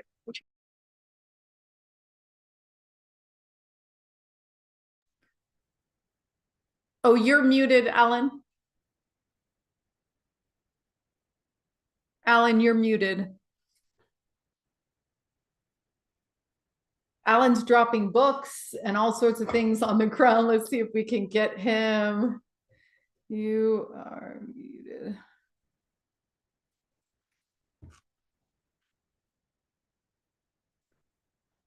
I've got a little bit of communication with him here, but let's see if we can get him sorted out here. Oh, how's that?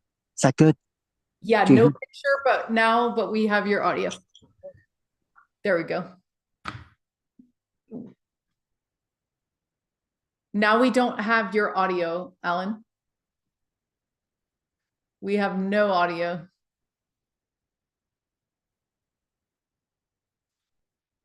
Alan, I don't know if you can hear me, but we have no audio.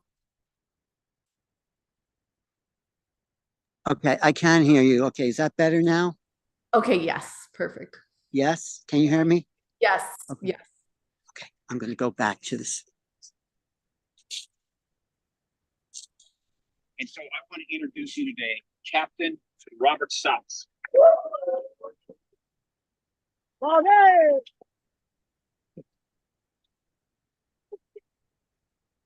Thank you, Speaker. First, met Steve about near about that. And he's invited me multiple times to conferences with the help of Mr. Hastings. We organized other conferences and I've done my own. That is right. 30 years ago, thanks to MUFON, by the way, MUFON was the first group I turned to after I told my wife.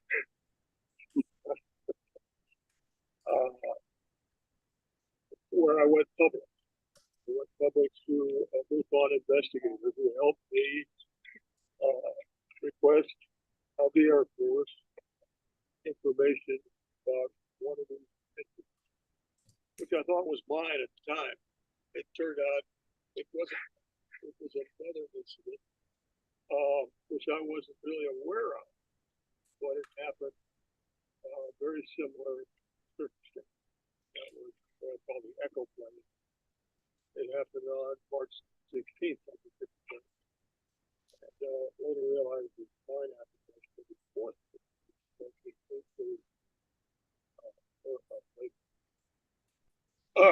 In addition, as I did more research with the help of MUFON investigators, and we acquired more information, more data from the Air Force, if they declassified. Unbeknownst to them. Good morning. This joint hearing of the Subcommittee on Cybersecurity, Information Technology, and Government Innovation and the Subcommittee on National Security, the Border, and Foreign Affairs will come to order.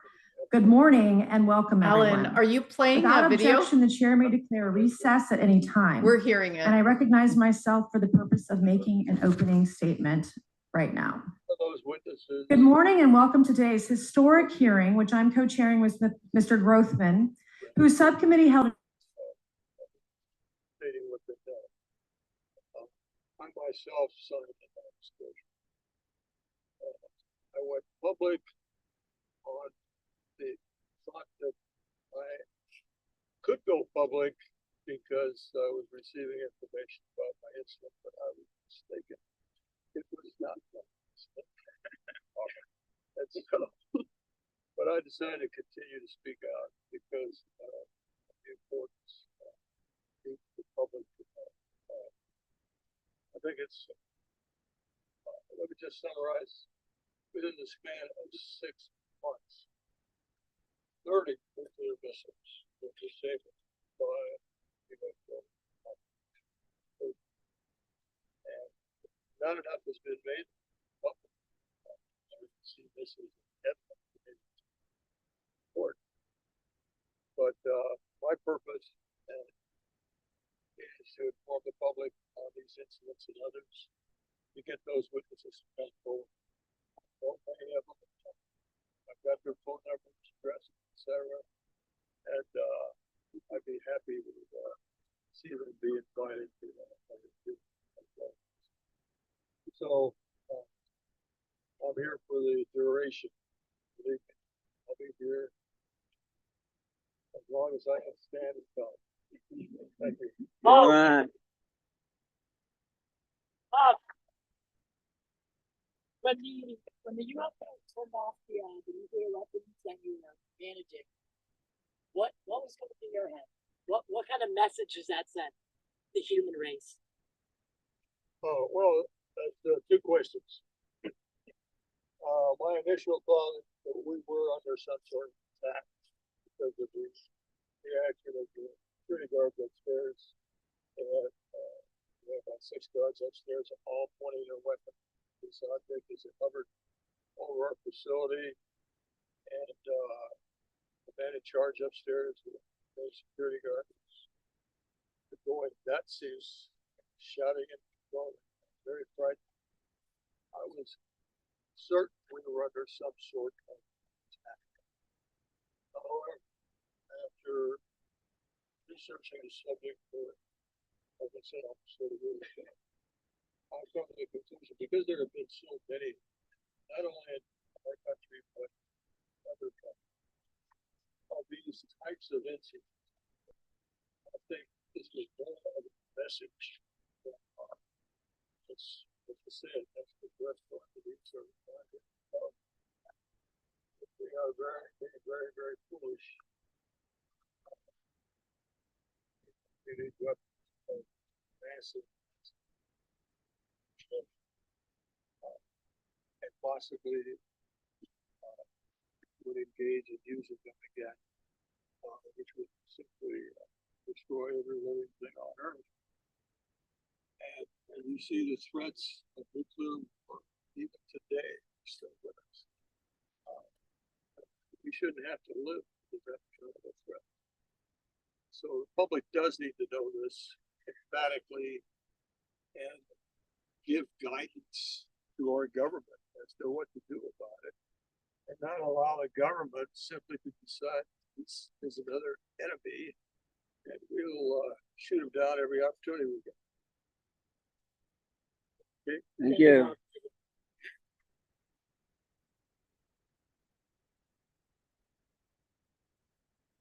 I want to make it underscore what Bob just said in the following way. Robert Oppenheimer reported that when the Trinity test site happened, he saw orbs in the sky, and that the UFO phenomenon really was ignited there in New Mexico. Right. And people from all over the world that have reported some kind of intelligible communication with the extraterrestrials, with the non-human intelligences, almost universally report that they've been warning us that the development of nuclear weapons technology is a danger to ourselves. It's a danger to the larger planetary ecosystem, and it's destabilizing the harmony, at least of our quadrant of the galaxy. And I think it's worth noting that according to the Bulletin of Atomic Scientists, the atomic clock started back in the late 40s and early 50s by Einstein and Bertrand Russell and others who were concerned about the prospect of nuclear war. We are now at 90 seconds to midnight. According to those who understand these matters, we're closer to a nuclear weapons exchange now than at any time in the history of the nuclear age, including the 1962 Cuban Missile Crisis. It should be of no surprise, therefore, that the frequency of UFO sightings, and one of the comments made in the hearing that they seem to be getting bolder. This isn't a coincidence. I think we're at a moment where we teeter on the brink of self-destruction in many ways, including climate change. And the non-human intelligences are here, I believe, ultimately,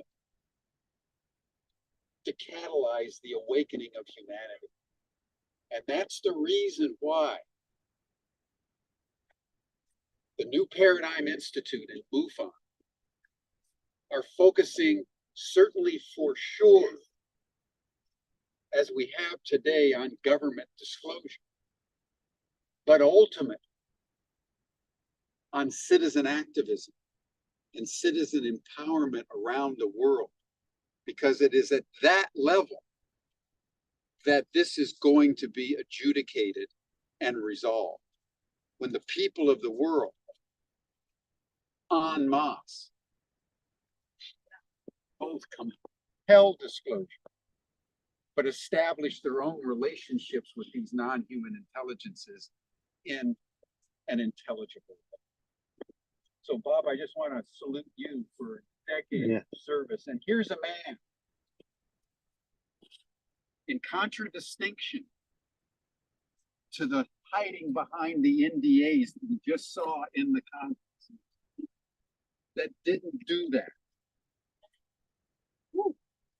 He didn't do that, my friends. And we ought to all just acknowledge that courage. Yeah. The others as well. Well, but just since we've heard so much hiding today, we should salute the courage and step out of those shadows and simply tell us the truth, because humanity has the right to know. I'd like to now introduce our final speaker, Julia Mossberg. Okay. Zenka. Do you hear? Wait, let me put yes, my. I can hear you. Okay, that was Jim Garrison. I think I'm running out of battery space. Are we still live streaming? We are. Thank you to everyone. If you want to flip your camera and we'll say goodbye and sign off. Hey, thank you for hanging in there. And it's been a long day. We've been up since 5 in the morning trying to get into the hearings, waiting online, but it was worth it. It was a sort of historic moment. I think what Jim Garrison just said pulled a lot of it together, why we're doing it, why it's so important, because we can't depend on government to tell us the truth, to tell us what experience is, but we can depend on them, and we're supposed to depend on them to create a reality where everyone can realize we're part of a bigger universe. And we can do that on the citizens level, but we need to do it on a collective level in order for it to really take hold, in order for people to wake up to this greater new realities that we're moving into. So it's a work in progress, and it's the most exciting thing happening on the planet, I think. And so thank you, Zenka, for holding down the fort there. Yeah, thank you so much, Alan, for making the trip to Washington, D.C. And, you know, what's really great is that we're seeing collaborations among different organizations in the space. So this is great news. You heard them. They said, keep the pressure on. We want as many hearings after the January 20th. And then also in these MUFON organizations or whatever local organization you're in, you're going to be the welcoming force for the 75% who are scratching their heads going, wait a minute, this is so crazy. So, you know, everybody watching today is part of the leadership going forward. Well, so are you, and so are I, and so are everyone watching. It's, keep those congressional meetings, but let's keep meeting. Let's keep going out and seeing craft like we've seen dozens of times in Sedona and other places. Let's keep gathering together and sharing experiences. It's about the validation of experience. And there's this new experience coming into the collective awareness. And that's really what I think we're fighting for, or struggling, or making people aware of. So thank you, Zenka, for everything that you, LightNet, everybody else does, and we'll keep doing our piece. Yeah, thank you so much. Keep us posted on what's going on today. I will. I will. One place. And thank everyone for watching this live stream. It's been a marathon, but it's exciting for me to take what's really kind of localized and broadcast it to the world. That's kind of like what citizens do for the world, right? Share our knowledge. So I want to chime in for a quick minute and just remind everybody that as we see this expansion in the external world, let's bring it back to ourselves and use it to expand our possibility of what's possible. You know, this helps us to break out of the matrix. And so it's very exciting what's happening in the external world. But ultimately, what's most important is how each of us take it and go, okay, how can I expand my thinking? How can I see outside of the box? How can I start opening myself up to multidimensional reality, contact with whether it's ancestors or angels or ETs, you know, and how can I love more? Because that's ultimately what it's all about. We all have to really do what we can to open our minds and open our hearts and love ourselves and love each other as best as we possibly can. That's great, Scott. You're absolutely right. That's like the planet is really changing. We're really moving into those spaces, the external and the internal, and we are creating something new. We're creating other realities that haven't existed before in this collective way, and the depth of the individual as well. So it's very exciting what we're all trying to do here. Yeah. So I'll see you tonight, Scott.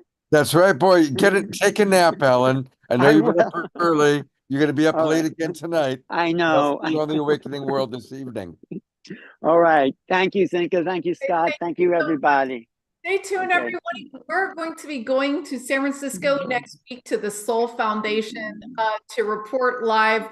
This is some of the academics who are weighing in on this.